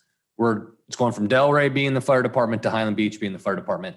We've probably we may need to use the word established because when we reach out and talk to folks, we're saying that's why I think I threw the words our own to try to kind of bring that home to everybody that we're going to do it ourselves to do it. Exactly. But technically we don't need authorization to us. You may want it to feel more comfortable moving forward. I'm just thinking simple English, what people will understand is that we're establishing our own fire department. Okay, now maybe you're right about the operating, that we don't have to put both in there. I have no problem with that, but I think the concept is we are creating something new here. All right, let me break in here for a minute. There's 2 points. And once we decide on those 2 points, then we can focus in on which of the 2 questions. Right. Once we do that, then we can start to wordsmith it, okay? The first point is, do we or don't we want to ask permission to spend the $10 million? The first question doesn't ask that. The first question really focuses on getting the voters to give us the ability to spend whatever it takes to operate this department. Exclusively spend whatever it takes to operate this department, not spend whatever it takes to do anything other than operate this department. The second question asks permission to spend the 10 million and then spend whatever it takes to operate the department. So the first thing we got to decide is, do we want to tell them it's going to take $10 million to get this department established? If the answer is yes, we focus on the second question. If the answer is no, we focus on the first question. I believe, after spending time on this, it's appropriate to tell them it's going to cost $10 million. I think that's full transparency, and I think that's something that we have always strived for here. Oh, I agree. I think if it's open-ended, that there will be pushback. Oh, yeah, for sure. And I So, also don't which is- think there'll be any problem. No, I don't think there will, but I think just leaving it open-ended might create an issue that we don't need to have to address. I agree with that also. So that's why option 1 is out. I So would- do you agree, Peg? Yes, and if I could expand on that, I did a little research and I looked into the 13 municipalities in Broward, which are considering breaking away from Broward Sheriff, which covers fire and police work. And of them, I couldn't find one going to referendum. And so, though it's not a done deal, but I found it very interesting. And as you know, I'll copy you all on this. In their recent meeting, Cooper City, with a population of 35,000, upwards of that, has got a budget of $9 million for fire. It's a much bigger population, much smaller fee for fire. And then I just pulled out 3 ballot languages of recent ballots, and I've got them here to give to you. But they do include more information and more data in the ballot language for the people. And I think that's the thing to do. Most people will know what we're doing by the time they get to the voting box, but there's going to be the random person who says, oh, what's wrong with Del Rey? I thought Del Rey covered us, or maybe hadn't seen anything about this. It is possible. And so if you include a little bit more language, I think it's useful. So I'll ask if Lynelda could pass these out. I've got a copy for everyone. I'll just read one of them. Sometimes I just think the language will help us. Here's this one. One is St. Petersburg going to submerged lands,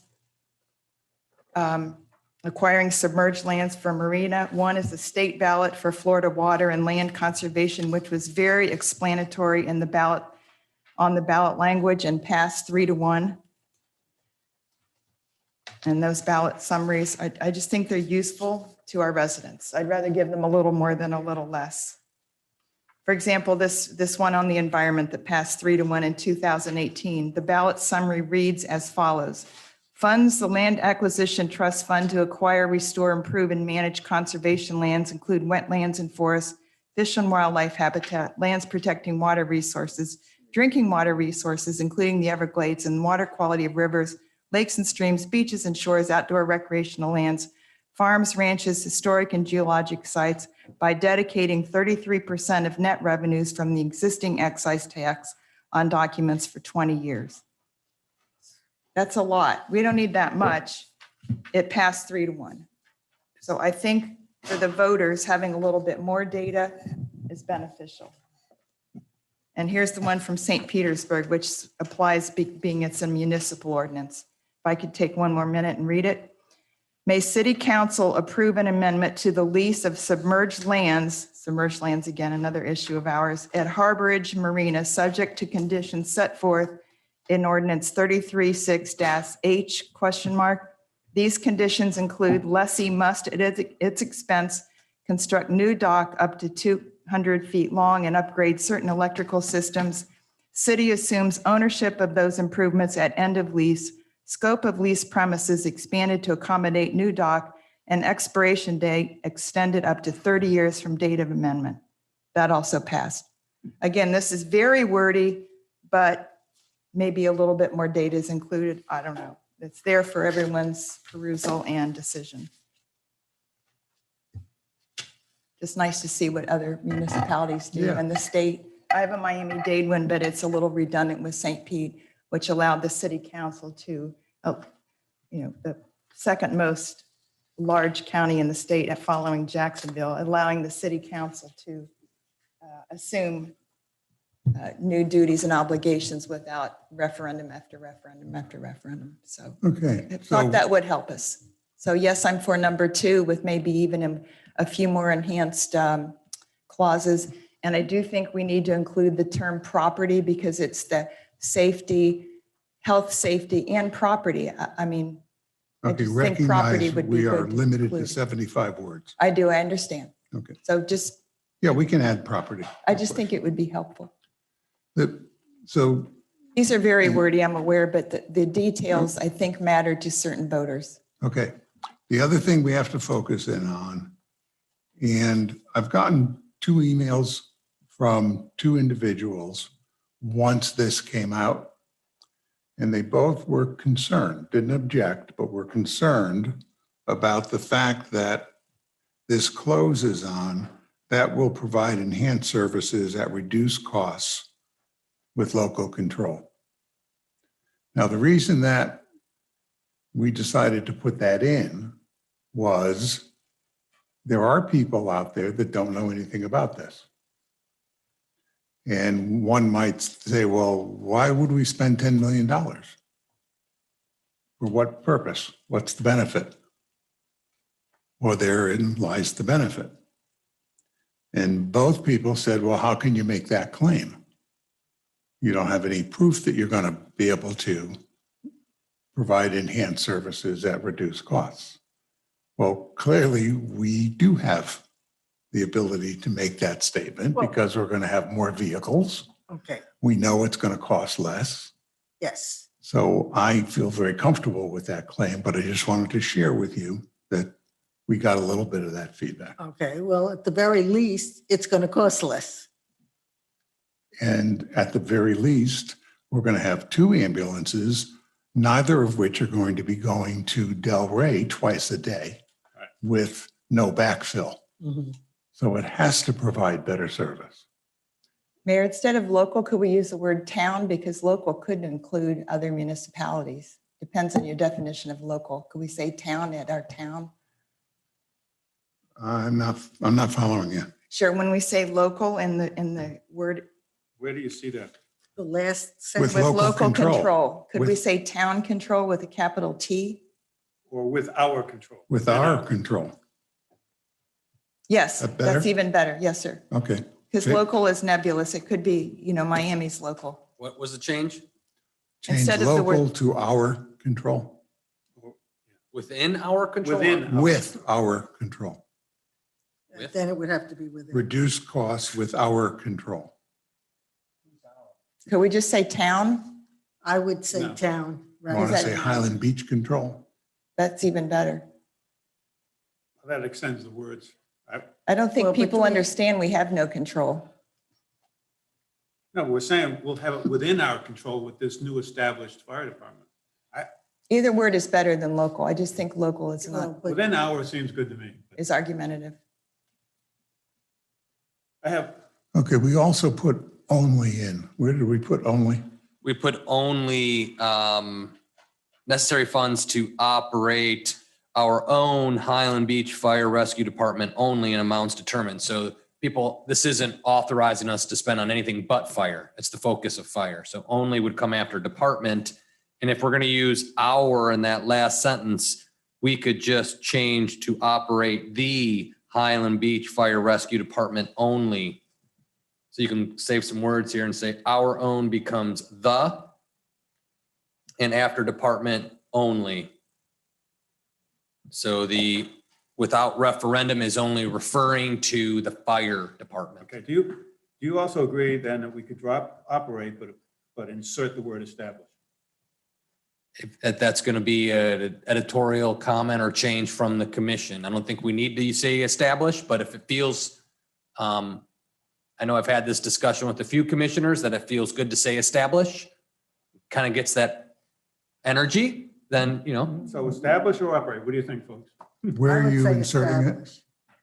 I don't know. Necessary funds to establish our own Highland Beach Fire Rescue.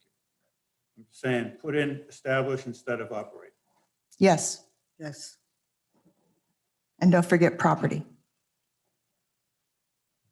I'm sorry, I still don't know where you're putting Where you put established. it, where are you Second. putting property?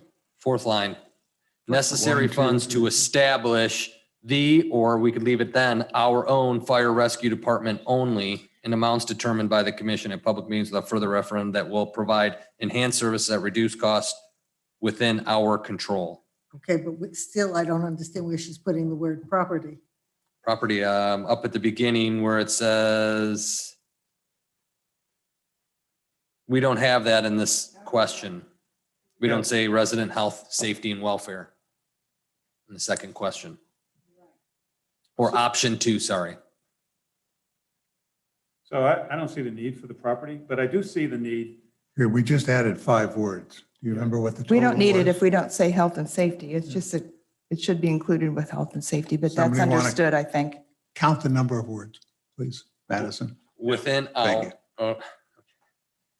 we're gonna need to, here, let me bring up the Word document and edit it. And can I ask you a question? Madison's going to do it. Another concern is one word, which is, we say all acquire necessary fire apparatus, personnel, and equipment. You don't need them for the personnel. Why don't we? Because you're allowed to you can operate a fire department. You can hire whatever, you can deploy the necessary resources. You just technically can't do capital. We're well within the Okay, 75. so hiring the It's not a problem. chief and all this stuff is not part of this. Glenn, you could weigh in. I just can't see where you would have to operate this. Yeah, thinking, first we go back to Commissioner David's comment. Did we ever clarify the 10 million is for the startup cost? I think so. That's, and- I thought that's what Yeah, we were those are discussing, one-time- was that it one-time was the sunk costs. startup Is cost. that using the word established then? I mean, where were you? I've written lots of different comments and I'm not sure where our current 10, version 11, is. Are and you- 12 were brought up, and you're saying, what's the number? I think. Say again? Yeah, I would say that we were talking about a number to establish it. Correct. Not to Right, so operate one it. number is basically capital. Right, And the second number to operate is the authorization to To- operate, which might include 5 years from now, a replacement vehicle or something. But you have that ability to operate. operate it without going Without back for further referendum. referendum. That's why we don't have to go higher than 10 million, in my book. Okay, let me bring up another subject in here. And this is a difficult one. The end of this is asking the voter to allow the commission to spend whatever it takes to operate this fire department without going to referendum. Now, if the voter's not happy with that, they would vote no to this question. And if too many people are unhappy with it, we could get a no vote here. If that were to happen, God forbid, we cannot go back in March and ask for the 10 million. Because you have to wait 6 months to ask the same question again. Correct. And that's because we can only do 2 referendums in 1 year. Is that what I'm hearing? Basically, if you're granted, the questions would have to be different if you get the spacing. And you have to get supervisor's election permission to put a question on. So if we don't have a gubernatorial or a Congress or some federal race or statewide race, then you would have to ask permission to do a special election. And just for Highland Beach, a one-off election, they may do it, but it's going to cost us in the tune of about $100,000 to have a special election if there isn't some other question on the ballot or a countywide race. So we don't do referendums like every other quarter or something. I mean, You can't do that, You no. can't do it. You can't go do one every quarter. It just can't be done. So we are risking not getting permission to spend the 10 million. Now, it's not, now the question is, I don't know how big of a risk it is, and there's no way to know. What we could do is not have the second part of the question and just ask for the 10 million. To That- establish it. Pardon me? Just ask for the 10 million to establish. To establish the new. That, in my opinion, is nothing's guaranteed, but I don't see any problem getting that passed. With the educational campaign we plan on doing And the feedback that we've gotten so far from people that we've spoken with and bumped into on the sidewalk, et cetera, that's pretty, as close to a guarantee as you can have. What we don't know is what the spending limit will become after we get the recommendations from the Charter Review Board. Now, what they're recommending based on their final meeting was 10% of the combined budget. Well, the combined budget's about 23 million. Combined All budget. funds. All funds. 22.5 million. So that would be 2,250,000. Well, my opinion is our voters would never go for that. Absolutely. I agree. And we couldn't support it. I mean, that's And it's more than we need. that's right.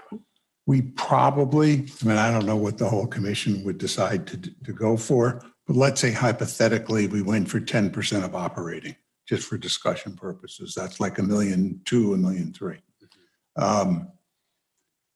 I don't know that the voters would even go for that.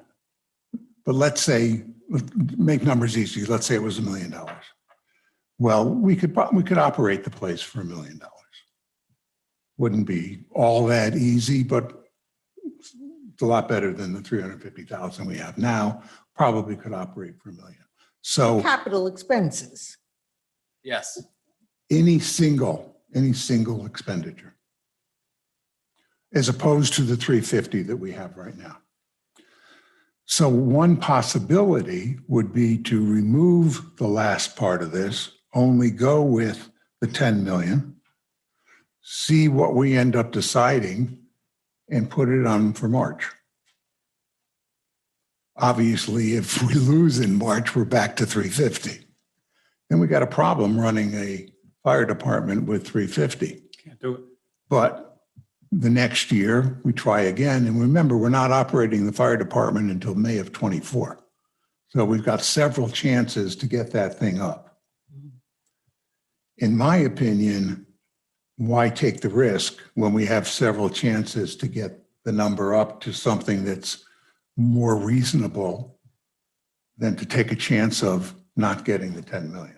Because we only got one shot at the 10 million. We need the 10 million because we're going to have to make decisions on that building before we can go back again. Right.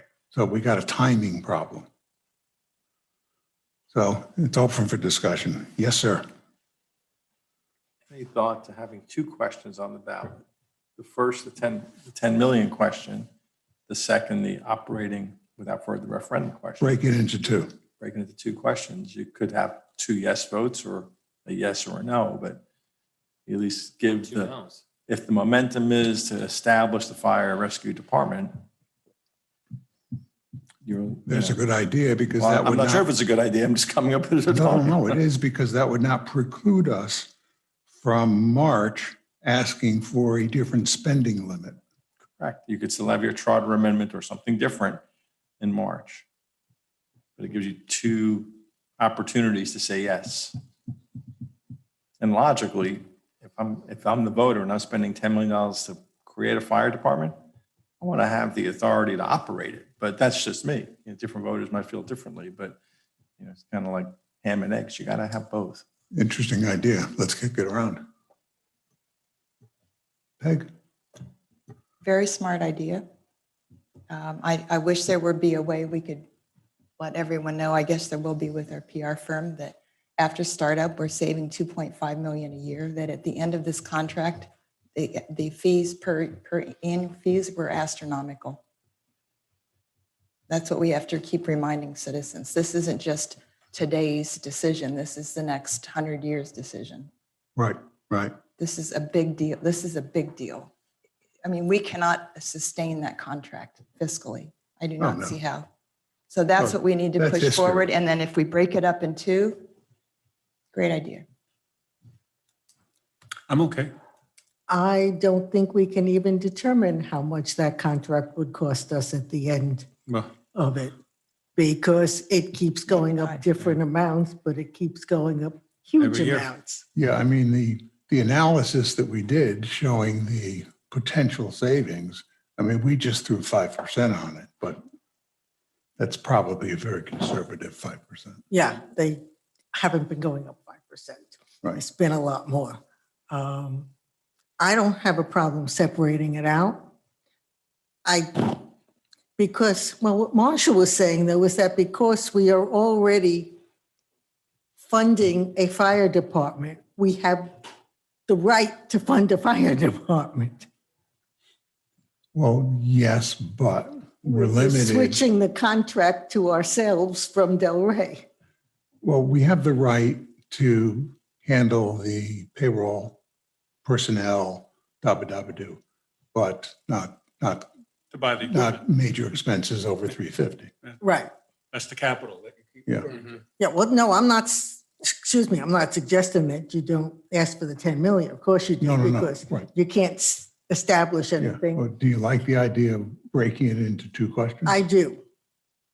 Because if you break it into two questions, that means that if 10 or 15 years down the road, you have to buy another fire engine, you can buy another fire engine. Yeah, and also if we have a major repair and we're still stuck at the 350 issue, we don't have to wait for a referendum for it, To repair it, to right? repair it. Yeah. What do you think, Marshall?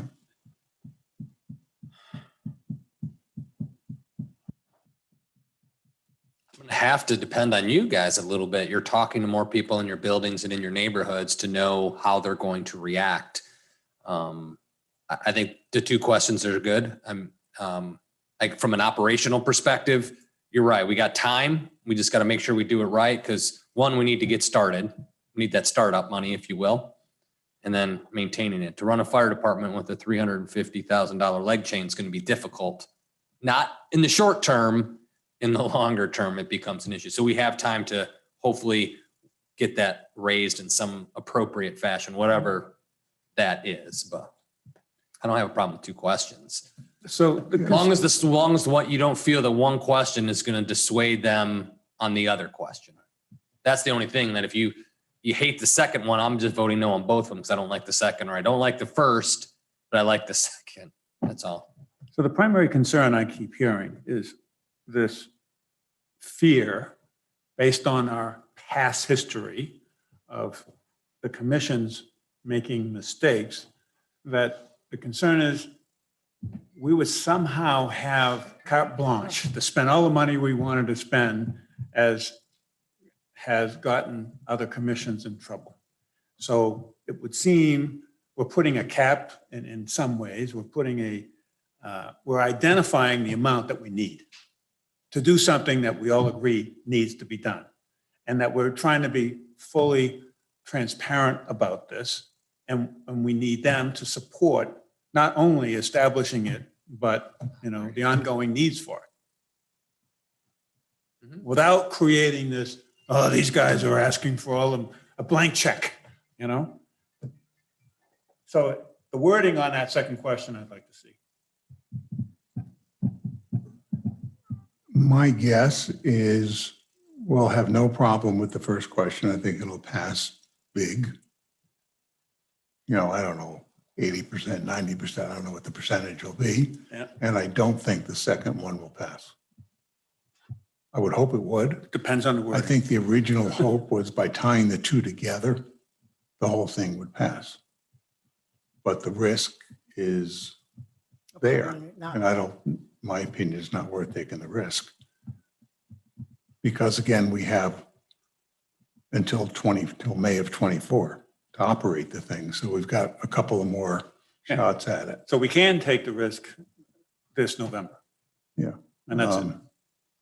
And then we'll have to wrestle with, if it doesn't pass, if we separate the two, we'll have to wrestle with how much do we request for the max on how much we can spend.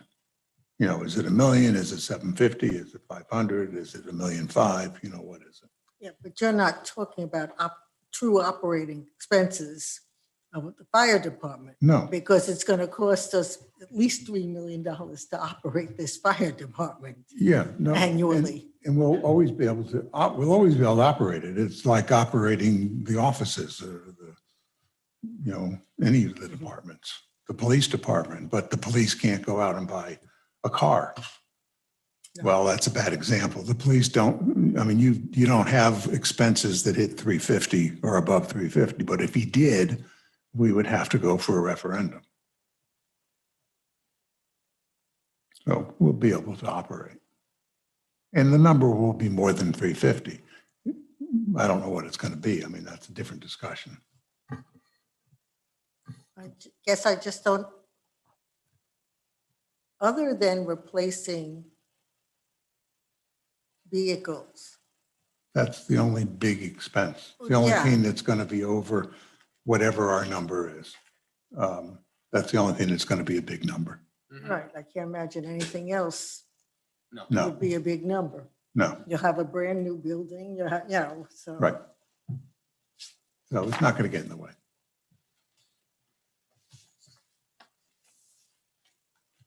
Okay. I think we want to separate them. So, Mr. Mayor, would you like me to read the proposed second one? Because that's an easy one. The first one might be harder. But the second one, if you'd like me to read it, I'll ask you to look at Sure. option one. It's option, Look at no, option one doesn't have the number. Well, no. No, he's talking about the second part.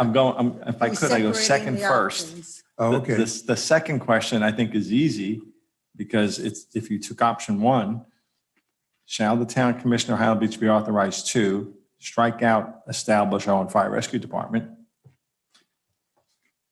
Be authorized to protect the health and safety of the town residents by expending, to change the words into, by expending the necessary funds to operate the town's fire rescue department in amounts determined by the Commission of Public Meetings without further referendum. That will provide enhanced service at reduced cost for local control. So it's pretty much what you have, just took out a few words and added a couple of words. Yeah, just about there. So that could, I think the second one is an easy one to draft because we've already done it. It's just tweaking it. The first one is the one where I really would like to hear either with, I'm not sure, put Madison on the spot if she's been doing it or Marshall, because I've got about 4 different versions of it on my scribbly stuff here. Okay. Well, Madison was making sure we were under 75 words, but now that we've made an adjustment, not going to be a problem because we took out the whole bunch of it. It I mean, if wasn't you want, I'll take a problem. crack at reading what I think the new first one is, Oh, but hold on. Go ahead. okay. So the new first one would be, shall the town commission of Highland Beach be authorized to expend up to $10 million to establish Wait. a fire rescue department by expanding the existing fire station and acquiring the necessary fire apparatus and equipment. And then you can strike all the rest of that down to if you want to keep local enhanced services at reduced costs with local control. But again, there's words to play in there because we do have plenty of words now left. Yeah, we can put in the, The protecting health and safety and yeah. And what did you have? Property, health, safety and property, and we can put in fire and rescue. I mean, I don't know, is it possible to put it up on the screen? Or I'm not the techie, as you know, Marshall. Okay. Could we, understanding what Glenn just said, take a 5-minute recess, allow me to type these up, and then we reconvene in 5 minutes, and then we Of can course. do something with them? Of course. It'll Now, you take need you more 5 than minutes to 5 minutes. focus without secondary. It'll Maybe take you 10 minutes. 15, so let's take a 15-minute recess. Yep, there's- Everybody relax. I And just now want that to we'll make, get some snacks and other waters and whatever you need. Yeah. You're back in the office, you get them, yeah. Yeah, I let's just want get to make this- one Let's get comment. this right. So Yeah. Take your time. Mayor, may I make one comment? I find it so interesting that we've been discussing, first of all, the safety and welfare of our citizens and their buildings. And now the safety and welfare of our citizens by establishing a fire department that will so well serve them. It's just what an interesting day. I just want to point that out. That's why we get the big bucks, right? Yes, sir. I mean, that's what we're here for. Absolutely, I mean, this is not a small matter on either point. for sure. Okay, So we're 15 gonna, minutes. 15 minutes, so we're recessing at 3:39. Come back in 15 minutes.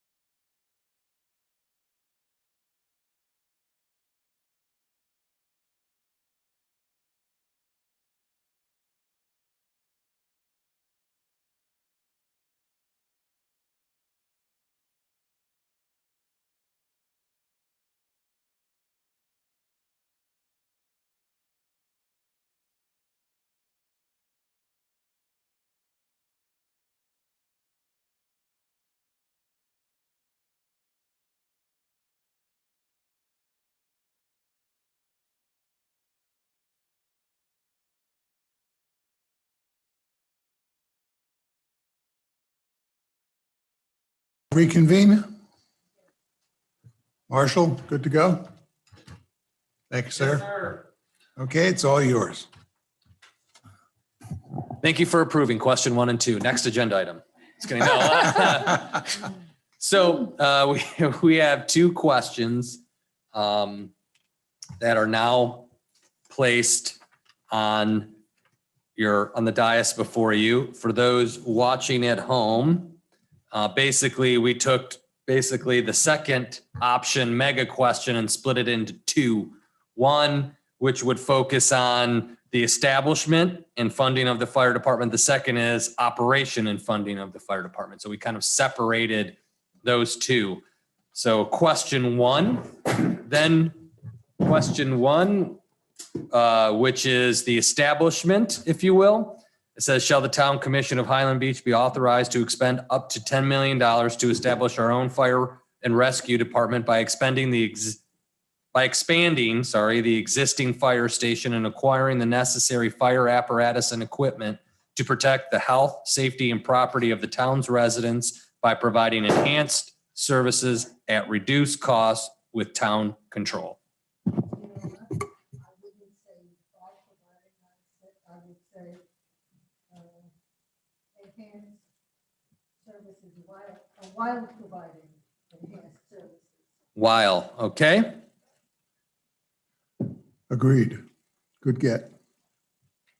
Okay, all right. And then the title, maybe we want to put Highland Beach because we put that in the other one, but we didn't get it in this one. Oh, so basically, Establishment and funding of the Highland Beach Fire Rescue Department. it's in neither of them. Why is It's that? in number question 2. But the question 2 is. Oh, I'm looking at 1. Oh, man, what a day. All right. I know. all right. What- I was looking at 2 copies of the same question. I was like, we missed it both. Okay, now I got it. Got it. Is the heading part of the 75 count? No, you get 15 words for the title and 75 for the Okay, question itself. thank you. We're good. Oh, boy. I've got a totally different idea. Now, just hear me out, because I could see where you're all going, that's fine. But on question number 2, it would seem to me that once question 1, they've checked off yes, then they see question 2, right? So why are we repeating this? Why not just say, given voters have approved establishing a Highland Beach Fire and Rescue Department, shall the town commission be authorized to expend blah, blah, blah? Just cut it. Well, suppose they didn't approve 1. They might approve 2 Yep, without 1. we're assuming in this second one anyway, right?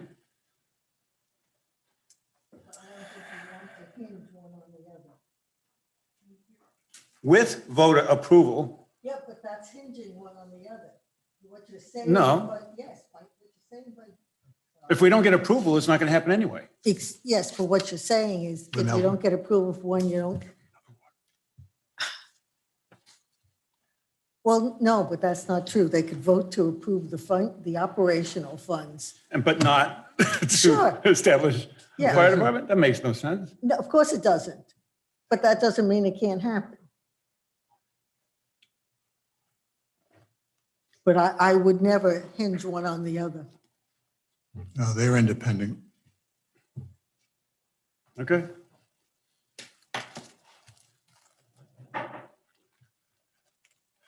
So question 2, So, Well, question. again, why not just say, shall the town commission of Highland Beach be authorized to expend the necessary funds?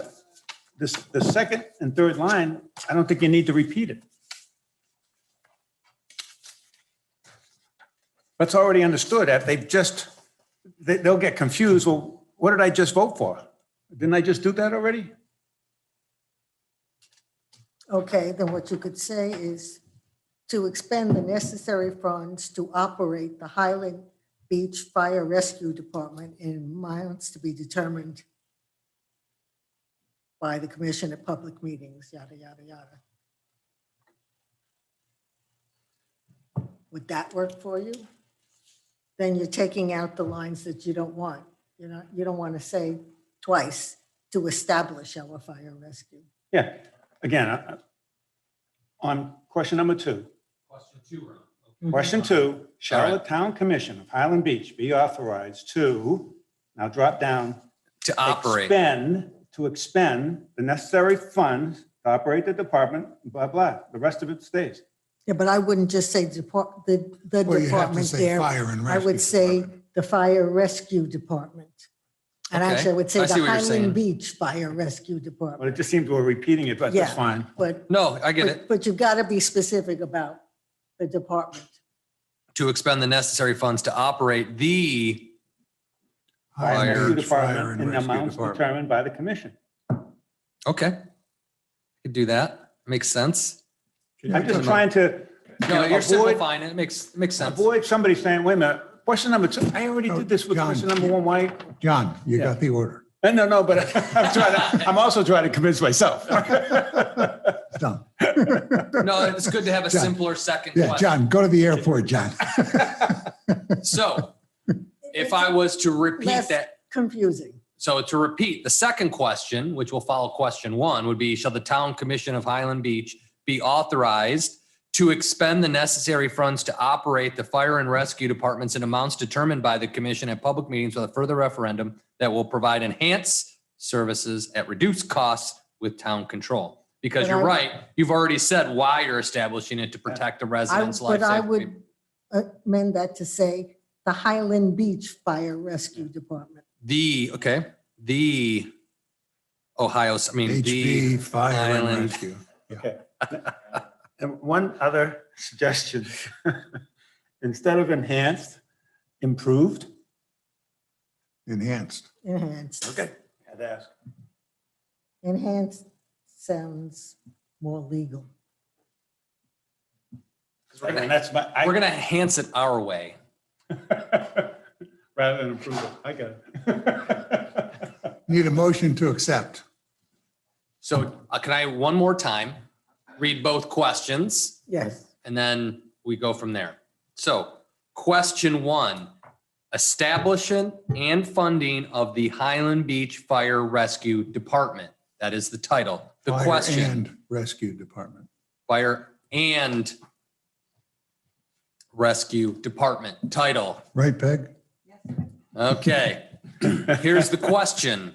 Shall the town commission of Highland Beach be authorized to expend up to $10 million to establish our own fire and rescue department by expanding the existing fire station and acquiring the necessary fire apparatus and equipment to protect the health, safety, and property of the town's residents while providing enhanced services at reduced costs with town control?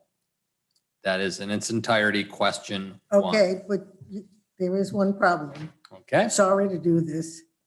It says the necessary fire apparatus. Well, an ambulance is not fire apparatus, Fire and rescue. fire and rescue apparatus. Good catch. Yeah, that's good. Is it equipment? Equipment, kind of apparatus and equipment to protect. No, but he's saying, You need to ask. Should we add in vehicles? Fire, well, that's apparatus.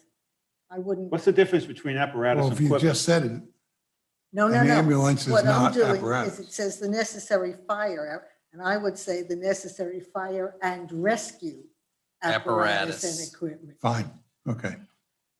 And the other thing, I don't want you to think you were ignored when you suggested we go over the 10 million to 11 or 12. Yesterday morning, Marshall and I spent a good 45 minutes going through the numbers again, the dollars and cents, and we are adequately covered with the 10 million. Okay, Okay, I'll trust your judgment on that. okay. Can I just ask again, what's the difference between apparatus and equipment? And why not vehicles and equipment? I don't have an answer. You This know. Person wasn't comfortable with it. Because we are apparatus- talking 3 vehicles specifically, right? 4. two, because we're gonna have 2 come online from the lease we'll acquire from Delray. We'll have 2 more that we'll have to purchase. Right. it just, I think apparatus cover is broader. It's kind of the language they use, but And like you it's- said, yeah, if it's, It's, you know, these things are done with a particular type of language. Mhm. But And we're it we're isn't trying to appeal simple to in- citizens who need to but, understand the yeah, language. but apparatus covers a lot of things. I don't think equipment covers all that you need to. And apparatus, there is some overlap between apparatus and equipment, but the overlap is not a bad thing. just for a sidebar, I had the word appurtenances in there originally. Imagine that. Thank you, no. Appurtenances. I said equipment and appurtenances. That went down the quick. I got shut down fast. Apparatus is fine. So question 1, everybody, shall I read it again or are we good? We're good? Okay. Question 2, title, Operation and Funding of the Highland Beach Fire and Rescue Department. The question shall read, shall the Town Commission of Highland Beach be authorized to expend the necessary funds to operate the Highland Beach Fire and Rescue Department in amounts determined by the commission at public meetings without further referendums that will provide enhanced services at reduced costs with town control?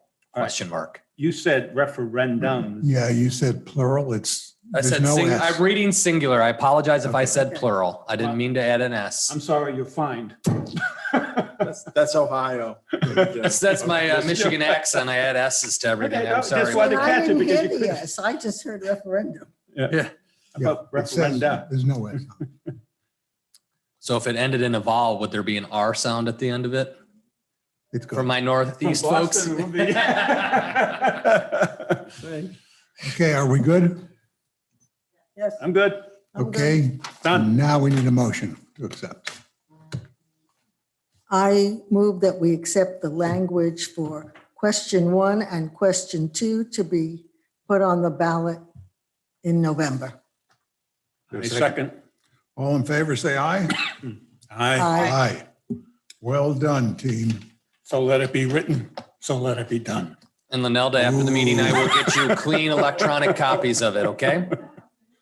I gotta go through and edit if I gotta pay attention, but I will get it to you post haste. All right. Okay, let's move on to item 11B, which is resolution number 2021-022, can be found on page 40. Resolution of the Town Commission of the Town of Highland Beach, Florida, adopting the fiscal year 2021-2022 schedule of fees, which establishes reasonable fees for town services and other charges, updating the building and land development fees, providing for conflicts and providing for an effective date. Who wants to take this? So I will start, Matt, you jump in, tell me how you calculated the numbers, but basically in the fee structure, the only changes from the building department was text changes to add clarifications and points of clarifications. And you'll see that through the strikeout version. So there are no changes to the building permit fees, just language clarifications sought by Mr. Remus. And then on the other components, solid waste and your water and sewer rates will adjust as of October 1. Water and sewer rates, as you all know, are driven by the rate study. So your next set of changes come on October 1. Solid waste, Matt, is based on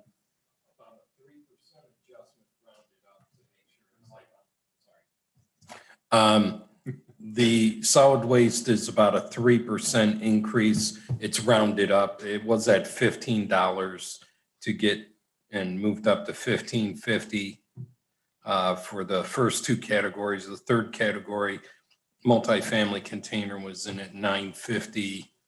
3% made it like $9.89. We rounded up to 10 just to keep it even sort of increments.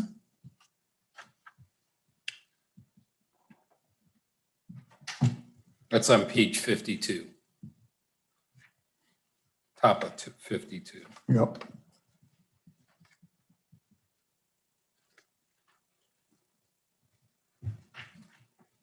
Can I ask a couple questions? Sales trailer permit fee, what is that We're on page 42? 42.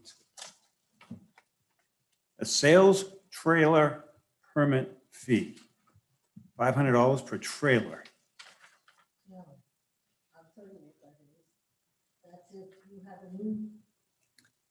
That's undoubtedly if you have a new development and you want to sell units in your new development, you need a sales trailer. You need a sales, I mean, literally a, Yeah, where you're gonna sell everything out of. Yeah. Right. Make your selections, things of that nature. okay. It's like an RV. It's not Yeah, a yeah. trailer, it's an All RV trailer. Okay, I honestly did not know that. The only other point that I'd make, I mean, I'm not going to go through and argue about every one of these, but I look on page 43 and I see short-term rentals. The fees is amazing. Are all these really necessary at these levels? These are the fees the commission approved with the authorization of the ordinance. Yes, Yeah. these were all approved. Just By seems, us. when I see them like this, I say, my goodness, $150 here and there, $150 here and there. Biennial, and then, seems like it's an awful lot to me, but I guess it's in my face when I look at it like this. Okay, but one of the fees is the $250 is just the initial registration fee. Mhm. That's the first time. Yeah. And So it's the 400. $150 is because it's got to be inspected to make sure that it follows all our rules and regulations for basically health and safety. I know, but it's like $400. Well, but that's $400 to allow you to start renting out your place as an Airbnb. $450. I mean, that's, Because, Commissioner Shoemaker, these became very necessary when about 3 to 4 years ago, well, Glenn could expound more since he represents so many towns, but there were numerous instances of people renting homes that can sleep 6 people that were then being used for parties of 80, 100 kids. There were people not abiding by parking, trash, signage, guests, overnight guests. It became out of control throughout the state. but what's that got to particularly- do with these fees? Because when you impose fees, you're able to regulate. There were fire hazards, there were fires in short-term rentals, there were people But you renting would them do that from out anyway. of state. What? You would do that anyway. You'd follow up if there's fires and all that sort of Well, thing. we didn't have anything on the books, so this is what we Right. came up with a few years back. And there were parties in Wellington that required like 3 units of fire, speaking of fire and rescue departments showing up to literally evacuate homes that were overrun. and People from out of state renting and inviting their whole families, excess of 50 people in a condo for 2 bedrooms. plus, It was out of control. these fees are lower than where we started. Hmm. We started at a lot higher because we lowered them because we want people to register. We don't want to make it so onerous that they're not going to do it, but we want to charge enough that they understand we're going to be And watching. what's the reasoning behind, the importance of having them register? I'm just trying to understand. So that we can go in and control, we can go in and inspect. We can make sure that they don't have 50 people in a 2-bedroom house. Well, I don't understand why you didn't have that ability anyway. Oh, If somebody has 50 people let me- in the room and somebody's complaining, the police can come over. let me jump in here. Yeah. You live in a condo, right? Right. Do you have rental policies in the condominium? Yes. Do you have short-term rental availabilities? Do you Yes. let people rent for a week at a time? No. Why not? Too much turnover, too much traffic, too much. too little. Exactly. But that's what the condo is controlling. Right. Now this is the town controlling. Now, here's the issue here. These are individual home or unit owners. Many of them live on canals. So what happens is a couple of people rent it on a short-term basis. They bring the boats in, and they bring multiple boats in, and they have parties. Now they're living in very tight quarters. Right. Now there's lots of boats that come in and they party.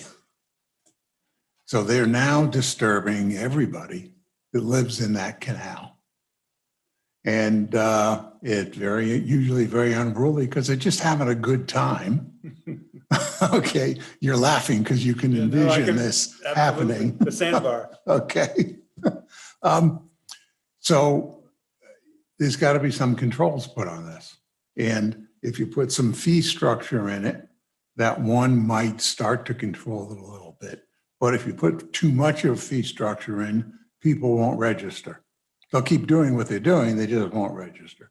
Also, you want to have our people go in and make sure the place is safe.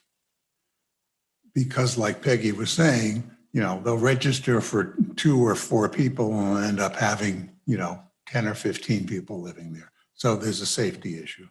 The other thing is, in reality, here in Highland Beach, we really don't want these short-term rentals. It's not great for the town. It's bad for the town. So what I would prefer to do is have very high fees, high enough so the people that are really in business can afford it because they're charging more. We go in and make sure they're safe. And the people that are just trying to turn these things over and don't care about it, won't pay the fees, we can find them and we can put them out of business. So I saw this as kind of like an Airbnb, situation where you were trying to prevent that. I can understand it from that Yeah, perspective. we don't- I didn't understand it from it. We really don't want this kind of disruption here in the town. Okay.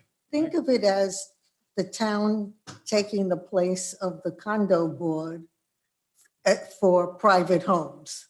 Yeah, you don't want the constant turnover, and that's why you don't allow it in your building. And We don't that's allow the it in our- perspective I was missing, is clearly is the private homes, especially on canals with the parties and all. Very, Really, that's where most of these are. They're not on the ocean. Okay. boy, those people are tough. So that kind of gives you a quick snapshot of it. Also, Mayor, they weren't paying taxes of any type. No, until of this course was- not. They Right, were that- skirting no. local and state Yeah. taxes, No, Right, that's they're- which was a another great reason for loss them to do They're all off the grid. Yeah. Yeah. Okay, back to you.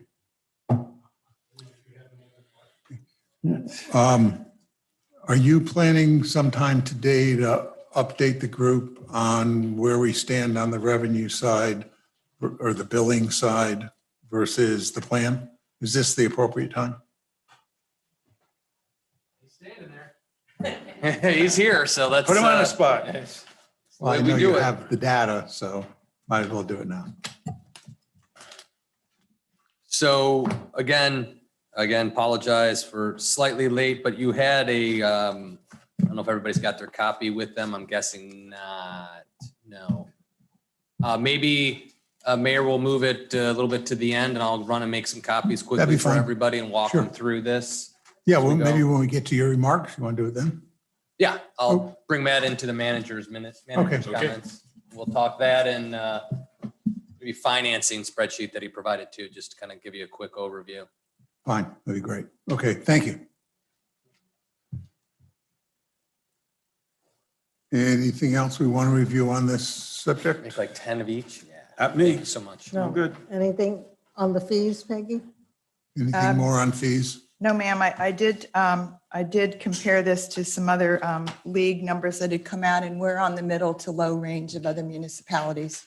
We're not on the high end of fees. No, I remember we did that, must have been last year or the year Yeah, I before. think 2 years, yeah. Because we were all kind of concerned and we were Yeah, we really are not kind of where we should. in a bad place for that, for our residents. Well, that being said, I move we accept resolution number 2021-022. There a second? I second that. All in favor, just say aye. Aye. Thank you.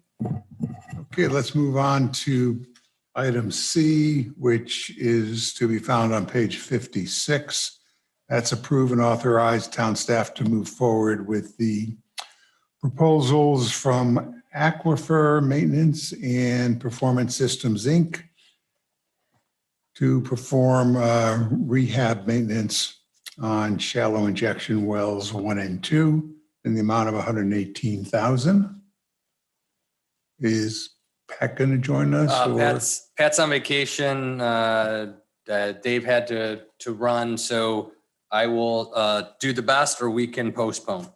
Well, we have the data in front of us, so why don't we try to muddle our way through it? So basically, just to give you an overview, as you recall, I think we used it for which number 7. This is where those guys come in handy right now. Well 7, similar, yeah. So well 7, we use this method instead of using all of the acid to clean out the wells. We go to this new technology that is proprietary to amps, and we don't have to pump a bunch of chemicals into our wells and into the groundwater and ground interface. So we go with this. This is based on a city of Palms. What is it? Palm Bay. So we're just piggybacking on their contract Oh, good. to utilize their pricing. But again, there's no one else that does amps. So they're going to do our 2 injection wells while they're there. So I read this line, that the method was used previously for the rehabilitation of well 7, and the process worked well. Correct. So that forced me to say, but even so, is there a risk that it won't work? Because it's not like there's a lot of experience on it. And if it doesn't work, what do we do then? There are certain guarantees. Yeah. In fact, I wrote down, is there a warranty or something that we can rely on? Sure, they go until it's clean. So they have a methodology where they do this until all of the obstructions and the calcium and the iron and all the deposits are taking off of and out of the well. So basically they go in, they vibrate it, rinse, and then they go until they get all of that clarity. So again, if you're not comfortable, I'll wait till Pat comes back, walk you through it. But Yeah, I think it all comes down to believing that this new technology will work, the ultrasounds. it works a lot of, again, Palm Bay's using it. I know other communities are picking it up. Instead of pumping all this acid into the ground, they're just all going to this, just the natural progression, if you will. I honestly don't know enough about it myself to comment much on this process. If they've done it before and they're happy with the price and they're happy with, Yeah, I mean. I don't know enough to say no. I mean, the history dates back to 2017. Well, in this world, that's not all that old history. I mean, it would seem to me, yeah, it's worked at least once or, a few times. Yeah, And the only risk is that it doesn't, okay, therefore they would double their efforts and that we don't pay more for them, having to make it work. That was my only caution. Otherwise, it's like a no-brainer. You do want to avoid putting all that acid into the ground if you possibly can. Correct. Now, that's our whole goal, is to minimize that big impact. And then the cost of trucking it in and trucking out all of the acid and things of that nature. So for me, it's worth trying. We've tried it and it works. Other communities have tried it and it works. So it works. On that basis. and it's the same firm. It's the same. It's not like we got a new firm coming in here. I don't have a problem with it. And it's budgeted. You did budget for it. So I think the key is with no use of hazardous chemicals. Based on that and the fact that it's worked before, and the Palm Bay, which is just up the road 200 miles near Melbourne, I think it's a no-brainer. Yeah, and Pat, Pat's been with us 30 years. He knows this town backwards and forwards. I would take his word and his I agree. assumption at Pat wouldn't face bring it to value. us otherwise. Yes, sir. Yeah, I'm good. So we have a motion. Let's entertain a proposal. Okay. Tomorrow. I move that we authorize the mayor to move forward with the proposals from AMPS to perform rehabilitation maintenance on shallow injection wells 1 and 2. Seconded. Got a second? Seconded. Okay, let's do a roll call on it. Over Okay. 100,000. Commissioner David, Yes. Commissioner Shoemaker, Yes. Commissioner Gossip Sideman, Yes. Mayor Hillman. Yes. Thank you. And four, just for the record, I'm going to say it was a motion to approve item 11C. Correct. Thank you. Okay, by the way, it's time for you to go. Let's move on to item D, approval to cancel September 7th and November 2nd commission meetings. That's on page 126. And I think I'll give this to you, Imelda.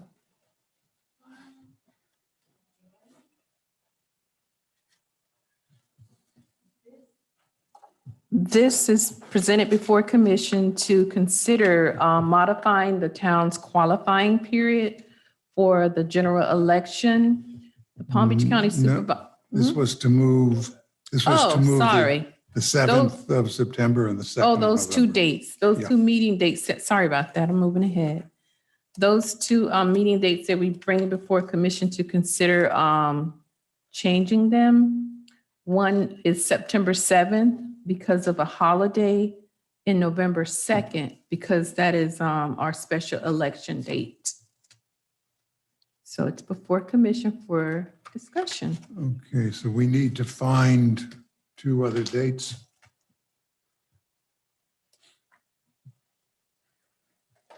Yes. So, November 2nd. so if you get to September,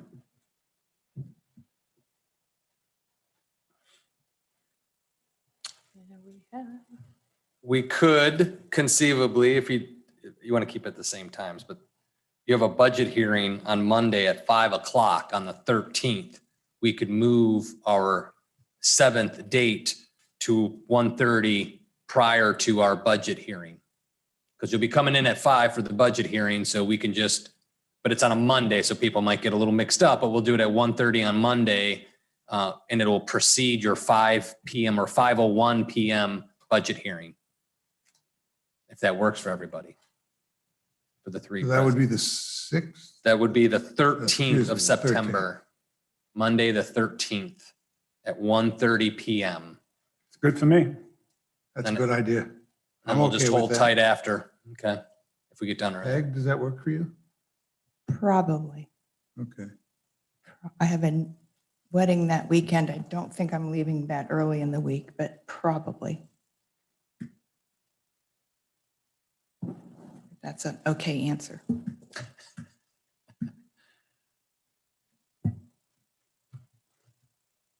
I got a Ravens game that night, so let's not go too far. Who are they playing? They are playing Raiders. Ooh, that'd be a good game too. I don't know if you want to miss that. It's a good Monday night lineup. You have your regular meeting the next week, the 21st. So And we have a meeting. is that a problem going back to back for you all? The 21st. So then we have one more to deal with. On the 21st, you get the same thing at 1:30, followed by the 5. We already have a meeting scheduled for the 21st. So you're saying as an alternative to the 13th, if it didn't work for everybody, we could just cancel the meeting on the 7th and just pick up all our business on the 21st. Right. That's another option Ah. Sounds like a plan. with food. Got it. Good? Good. So we're good. We'll cancel then. We'll need a motion to cancel with unanimous approval of those present to cancel the 7th, September 7th meeting. Okay. I'll make the motion, cancel meeting on the 7th. We have a second. I'll second that. All in favor?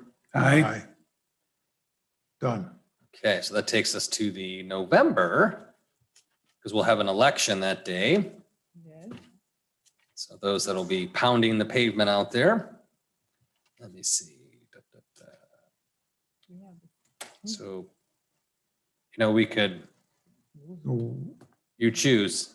we're just not allowed to have that meeting? I'll be working.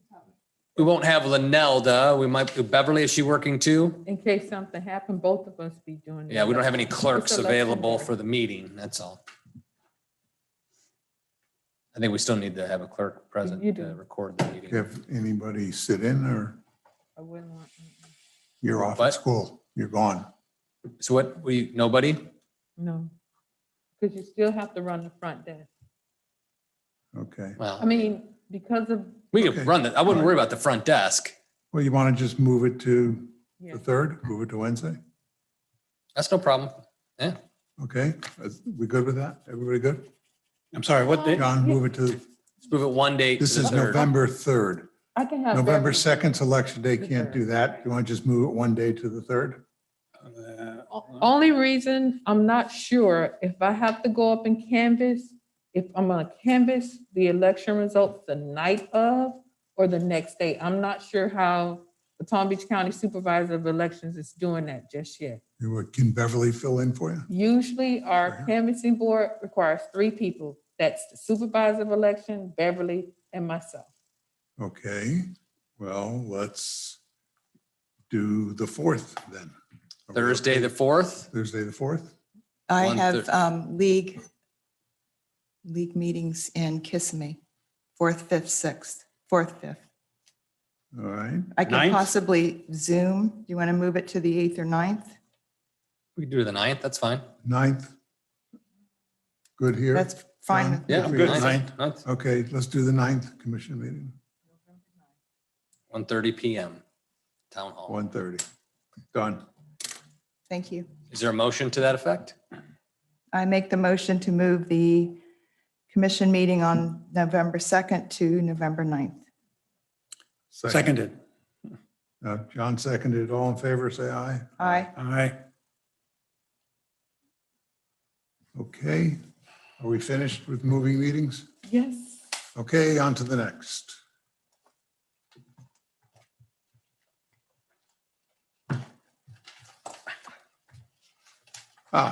Now we're changing the Highland Beach general election qualifying period dates. Yes, okay. This item is before the commission because the Palm Beach County Supervisor of Election is strongly recommending that each municipality change their qualifying dates 95 days prior to the election date to allow the Supervisor of Election more time in the event they have some issues with printing with their vendor. So this would give them a little more time. So they're asking every municipality in Palm Beach County to move their qualifying dates. So they want help from us. So, That's every municipality in Palm Beach County. so what was it and what would it be? Currently, our qualifying date is the last Tuesday in November and end on the second Tuesday in December. Which is how many days? That is, Before. I think roughly about 11 days. I would have to count it.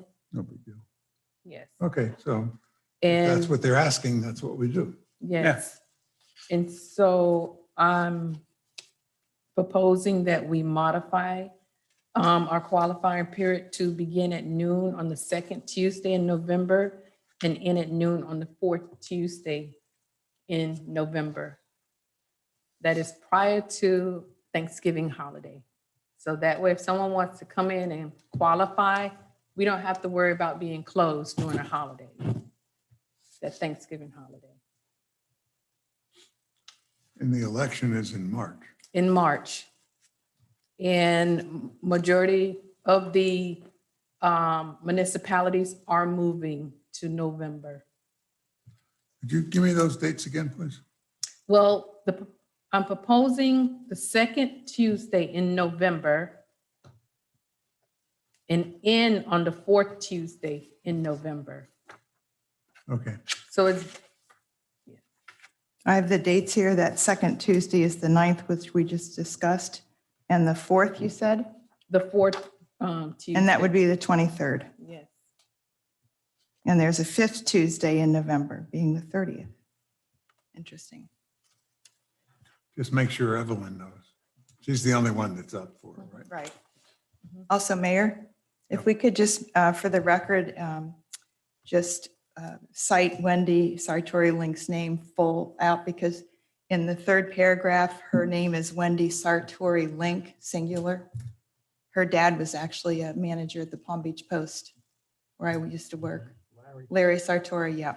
But she uses her full double name. And Link is Link, there's no S. So I just wanted to make that correction for our records. Okay, good. And if the commission accepts the changes, we'll bring it back as an ordinance. Okay. Okay. Sounds good.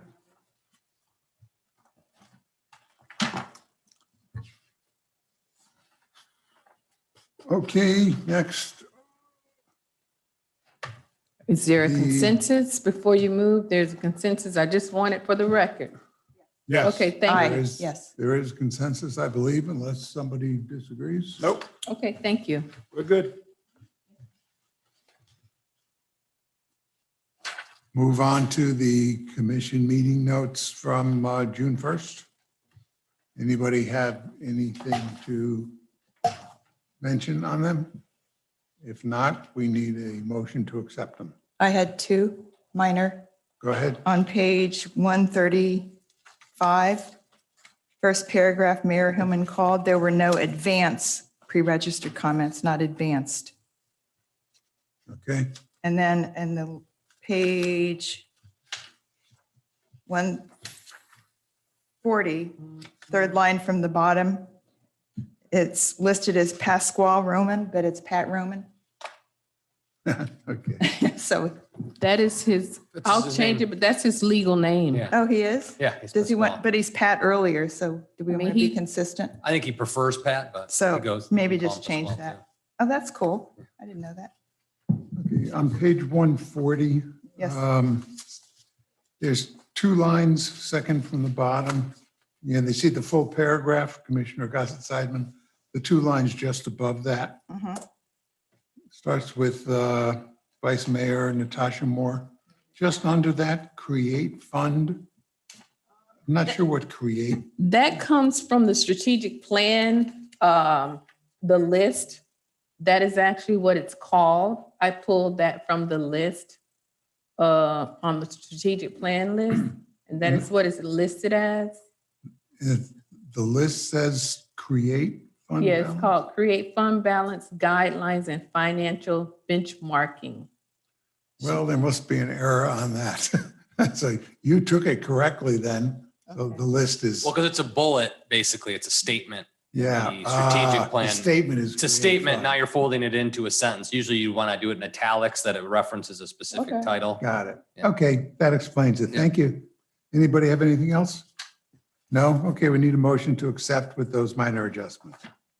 I make the motion to accept the minutes with minor adjustments. Seconded? All in favor, say aye. Aye. Aye. Okay, we'll move on to commission comments. John, it's all yours. Just a couple quick things.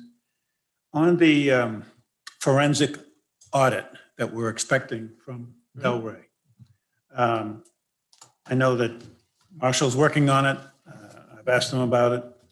My take on it is they're going to delay, they're going to stonewall this for a long period of time. And then my suggestion is that we really need to put some fire under them and get more demanding, because otherwise we're going to be waiting until the end of the year. As it is, it doesn't look like we're going to get any real data for a couple months. And to my way of thinking, that's unacceptable. So what they do is the relationship slightly strained, as we would imagine. So I have to follow any protocol anybody would in the public to acquire public records. So I don't have an inside process. So we asked for a series of records. They took 30 days. We owe them. We have to pay them some money to pull those documents together. So then you have to wait, take 7 days. I write a check, get them the check, and then they restart the process. And then they take the time necessary to acquire said records. And so, yeah, unfortunately, it's going to take, again, like I had mentioned to you, the forensic accountant has about, maybe 85%. They have everything I have, the forensic accountant has, but it's a reams of data that he's got to try to start puzzling together. And then we've asked for this other set of documents that hopefully we'll get here in the next month or two, and then it'll move forward. I understand. And I'm suggesting that at some point, you're going to need to step in, Mayor, and send a shot across the bow, because this thing is, we can expect that they won't do anything without some emphasis until the end of the year. That's the way I see it right now. John, you know I'm not bashful at all. No? But my stepping in is not going to do any good. They will take as much time as they legally can take. And if roles were reversed here, we would do the exact same thing. Wow. Mayor, do the records exist? Hmm? Do the records even exist that we are seeking? The latest set of documents we asked are those Mixed up. related to their contract negotiations, because they had to have had some records to derive the cost of firefighters, fire rescue, and all of their, how they determine their union contract that would help us understand what they're charging with us, because we can't get straight payroll records for some reason. You know, we're not asking for, and I don't even know everything that they've asked for, okay? But this is not rocket scientist stuff. It's really pretty basic. But I mean, nobody knows better than John, because he gets emails from his his newfound friend there.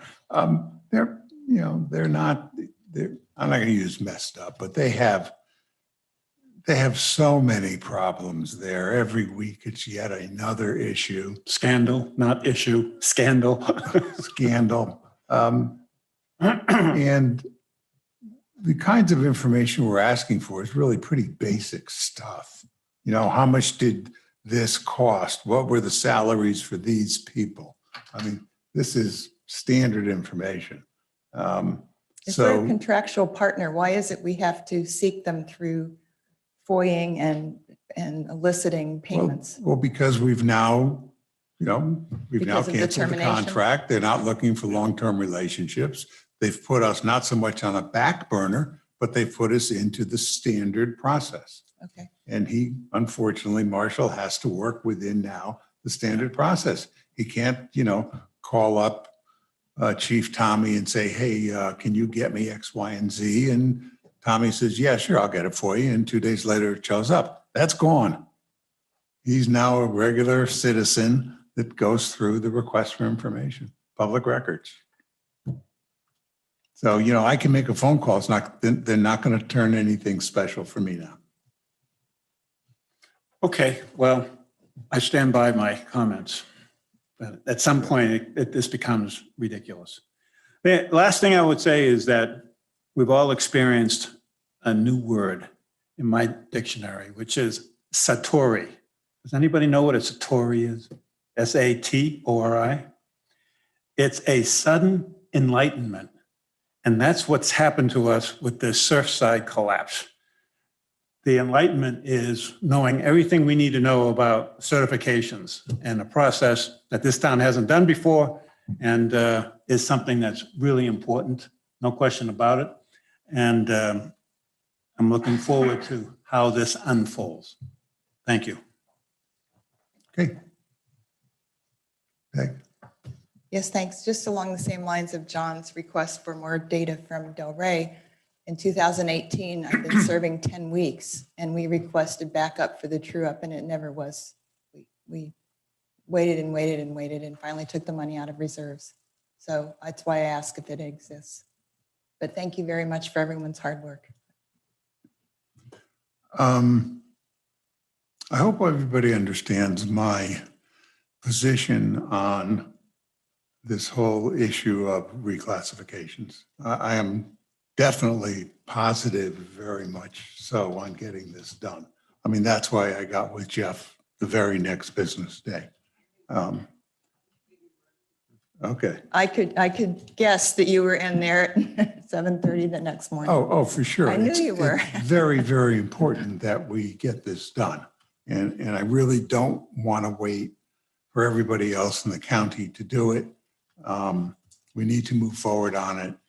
But I truly believe we have to be very careful not to take on liabilities for the town. And I think we have to also be very, very careful not to invade the rights of our owners. I feel very, very strongly about that. It's not ours to do. It's ours to educate. It's ours to advise. We're also very fortunate that we have Jeff with his extensive knowledge, and we need to make that available to our condo owners. But that's it. You can't force things on them. Okay. So I don't even think it's a gray area. To me, it's a solid line that we don't cross. So I wanted to make sure everybody understood that in terms of my feelings. Okay, that's all I got. What you got, buddy? I think I've said enough today. Okay, question number 2. Question number 2, what's behind door number 3? No threes. We got No enough. 3. Marshall, over to you. I'm gonna start where you all left off a little bit with Delray. We've had some a minor hiccup in communication. Well, I don't know, communication. You have all asked for a resubmitted revised budget that doesn't include the 3 fire lieutenants. I did receive a response that the budget is as presented with those 3, even though we said no. So I've contacted Glenn. He will be drafting a letter as legal counsel to their legal counsel on this matter, that a revised budget, and we'll see how we go. I'll keep you posted. So my position, you have not authorized me to pay for more, so I will not be paying for more. You didn't want 3 lieutenants. They can't unilaterally change a contract. So Glenn and I will pursue the legal route of, getting them to hopefully submit some type of clarification on the budget. So the budget we have presented to you and we'll be going over next Monday does include what we think is a reasonable increase over last year in the budget. So we've, in your budget, accounted for an increase in their budget, but not to the tune of $718,000 that they're still saying is the budget. So Glenn will begin to detangle that. I just want to keep you posted as we proceed on that issue. A little unfortunate, but I'll keep you posted. Hopefully it gets clarified quickly, but their initial response was not what I'd hoped. But otherwise, we're moving on the forensic and everything's still going along, meeting, implementation. We're all proceeding. Thank you. We did big work on those ballot questions. We'll get those out the door and we'll begin there. I'm going to digress for a moment to Chief Hartman. I forgot the 2 accommodations for officers. Do you happen to have them off? Because I feel remiss to not mention. I know that do it next time. Okay. So police officers watching, I will be talking about you the next meeting. That takes us to the water and sewer report. You had asked for that information. Madison is handing that out to you now, 2 reports. We're going to start with the water and sewer, the preliminary report on water and sewer rate increase. Matt put that together. So basically what you're looking at is the April, May collection amount in 18, 19, and 20. And then the amount we billed April through May, and then it's percentage of the either estimate from 21 or the amount collected and billed in the prior fiscal year. So it's kind of giving you, are the increases generating more revenue? Now, I caution, water rates are different from year to year, so it's not going to be a perfect science. They're giving you some percentages, but Matt put those together. Matt has indicated to me, and I could see it as you will when you read it, sewer isn't generating as much as maybe we thought. So when I sent this to you in an email earlier today, if you hadn't got it, you'll see it when you get home. Our system is calculating the bills per the rate study. So we don't have a utility billing issue that we had just corrected. Again, apologies to the condo associations that got the catch-up billings, but our system is working as it's supposed to, yet that doesn't appear to be generating that kind of number. So Matt, take it from there. Well, if you look at the individual, focusing first on the water column, you can see that, the general average is somewhere in the vicinity of about 17% in those prior fiscal years for the April-May billing cycle.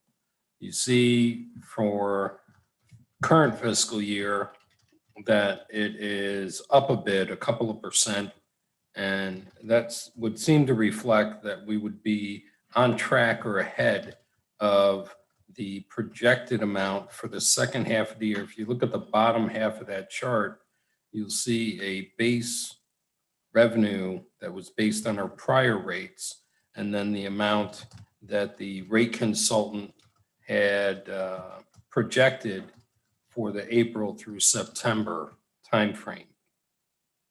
And we appear to be, just for the April-May billing cycle, about 51,000 roughly above prior periods. If we just sort of take that average percentage in prior months and compare it to what the rate consultant had projected for all of this fiscal year. So we appear to be on track on the water side. We are probably a little behind, not generating quite as much as anticipated. But as Marshall said, we're not doing a pure comparison of water consumed over these various years, but we appear to be okay on the water side, maybe a little behind on the sewer side. This is only a single billing cycle of the 3 that will have the rate increase applied to them. There isn't generally as much consumption during the April through September period as there is from the October through March period, just due to number of additional people in town during those 2 periods, sort of the Seasonal. in season versus out of season.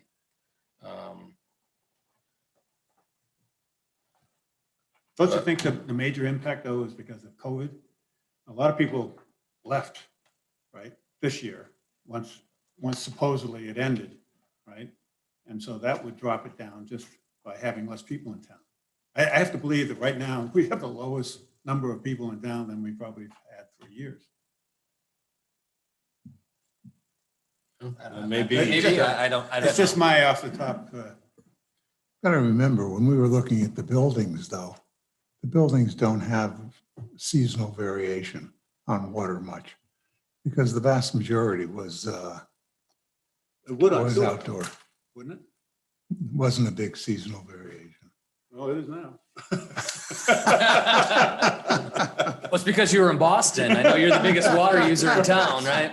You were the culprit. Yeah, we got to tell people to flush more often. That's all.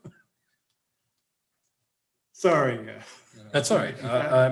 But it's probably too early for us to really fully assess. This is only a single billing cycle. We are about to send out bills for the June, July billing cycle. And after we see what happens there in terms of consumption and the additional revenue, we'll have a better handle, and we'll try to prepare something similar after we get closer to the end of the June, July collection cycle.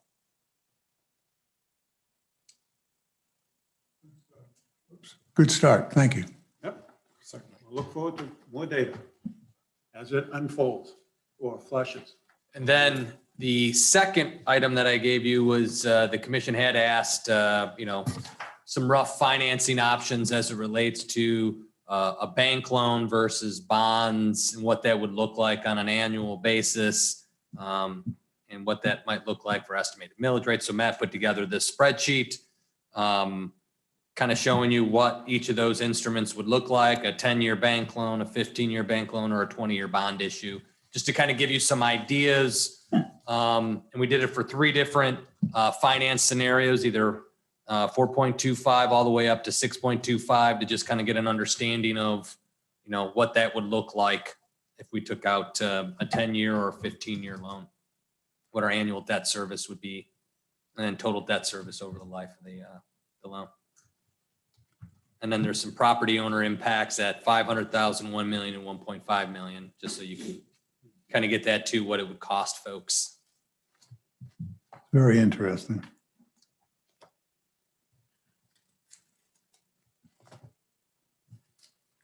As, if I can expand a little bit upon what Marcia was saying, in terms of the time frame to complete the financing, the bank loans are going to be a little quicker.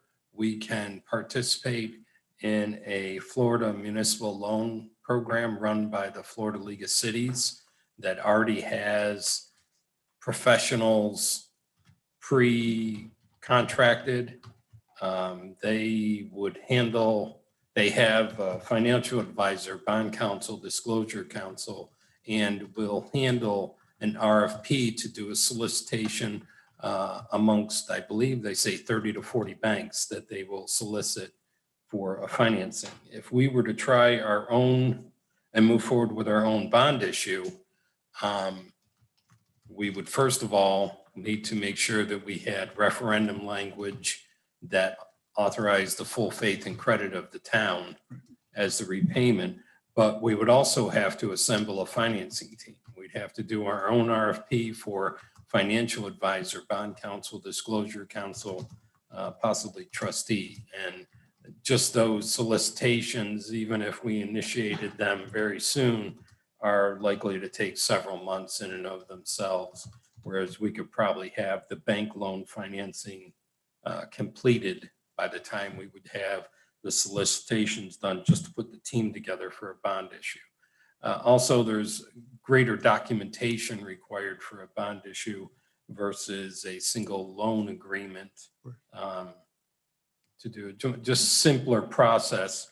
And we may be able to push some banks that they're not real keen on a 20-year term. They just, as a matter of business practice, don't like going out quite that far.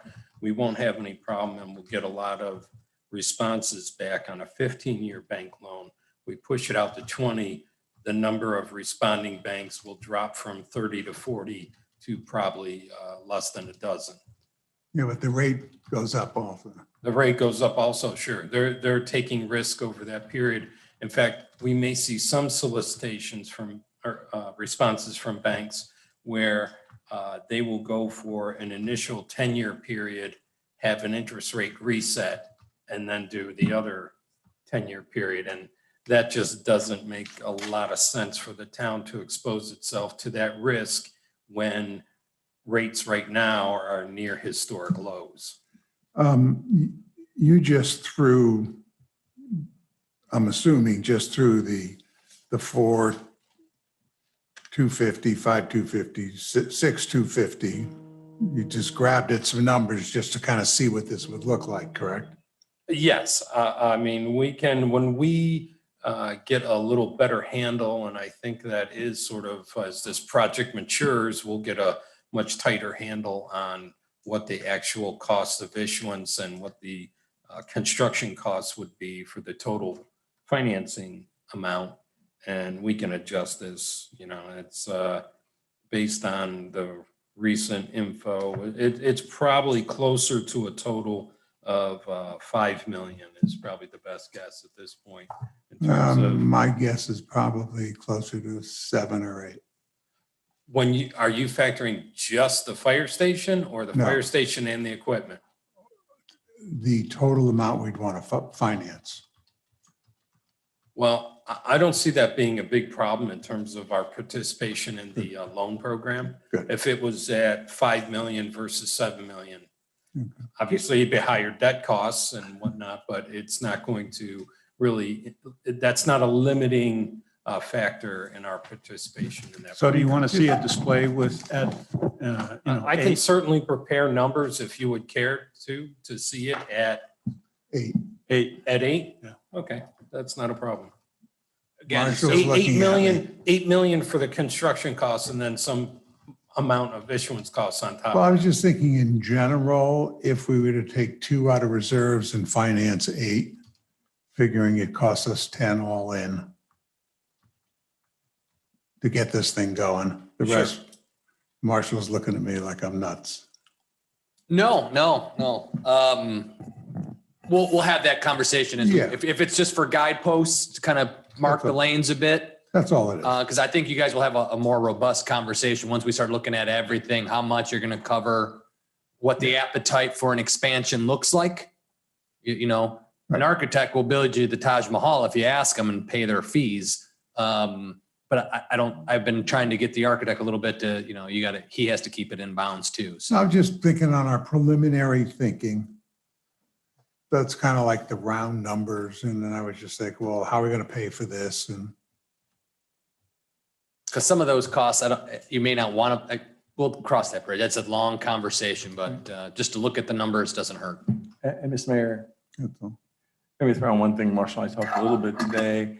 This may or may not need to be a bond issue, because if you're not pledging your ad valorem taxes, you don't need to do a bond issue. You still will need bond counsel and a financial advisor, but you may not need to go through the whole bond issue referendum. No, the best dollars are still bank loans. Right. Yeah, bar none. I just don't want anybody to think because you're talking bond counsel necessarily means bond issue, because even not- a bank loan, bond counsel will be involved. I have not been thinking bond issue. Okay, at good. I all didn't think from you day were. one. I wasn't sure. So we're not in sync yet. So what does seem to be a limiting factor, though, that we have to be careful of is that if you do a bank loan, you still have to get it all authorized through the finance team. And I will use the CB&A, as Matt was telling me about, which is a covenant to budget and appropriate. So we have to have revenues that are not ad valorem tax base to issue a bank loan. So the amount of money that we generate that is not from tax dollars is our limiting factor on our annual debt service level. So that's something we have to potentially be careful of. Yeah, and I need to learn about that part of it. Okay. I don't know about that part. I don't know that I want to know. No, I get you. I get you. So that would be our There are somewhat some limits. limiting amount. We can't just, our bank loan stuff has to be somewhat limited to our non-ad valorem revenue streams. So I'll give you the 90-second description of covenant to budget and appropriate financing. To avoid the requirement that it be approved by referendum and the pledged funding would be ad valorem taxes. You're pledging, you are covenanting to budget and appropriate just non-ad valorem revenue sources. So the town sales tax receipts, state revenue sharing, FP&L. franchise fees, communication services taxes. Those handful of items are nearly $1 million a year to the town. And what's the multiple? What is the What's most? the multiple on that? I'm not sure what you mean by the. Well, you're pledging that, so there's some multiple. You can pledge it times 5, times 8, None. times That's 12. it. Your annual debt service can't exceed what you collect on that. So if it's $1 million, your principal and interest payments in any given year. Oh, can't- okay. So the Can't exceed P&E it. can't exceed that. Yeah. Gotcha. Okay. But it's a pretty sizable number as you look at this chart. We're in a good room, good place. So Even at 8 million, we'd probably be in the vicinity of debt service of maybe 650,000. So we'd be within the town's capacity. Gotcha. And the reason it's not considered long-term debt is the town is, as the title implies, coveting to budget each year the amount necessary to service this loan. So you aren't making a 15-year pledge, you're making a series of 15 one-year pledges. Understood. Yeah, and the longer you string it out, the lower the annual, the greater amount you can finance. Yes. And there would be significant interest from the banks on a 15-year term. I got it. And with that, we've been going pretty long here. Again, Monday, we'll have, next Monday is our budget meeting. So we will have the BS&A software reports that'll have all of the budget notes, and we'll go department by department and go through that on Monday. And then also, please don't forget, commissioners, next Tuesday, you are departing for Orlando for the Florida League of Cities Conference. Wednesday morning, you have your ethics training. Wednesday afternoon, there's a series of other one-off training opportunities on Wednesday, and then it gets into the conference lift for a few days. Linelda, thank you. Put together a little thing you need to kind of your little guide, what day you got to be there, who's speaking, all that kind of stuff. So I'll be scheduling one-on-ones as I did before with each commissioner while we're there. So we'll do my performance evaluation while we're there. So that being said, I have nothing else, Mayor. Thank you. Okay, anybody have anything before we close up? Chief, got anything? All good? Okay, 5:13, we will adjourn. Thank you all.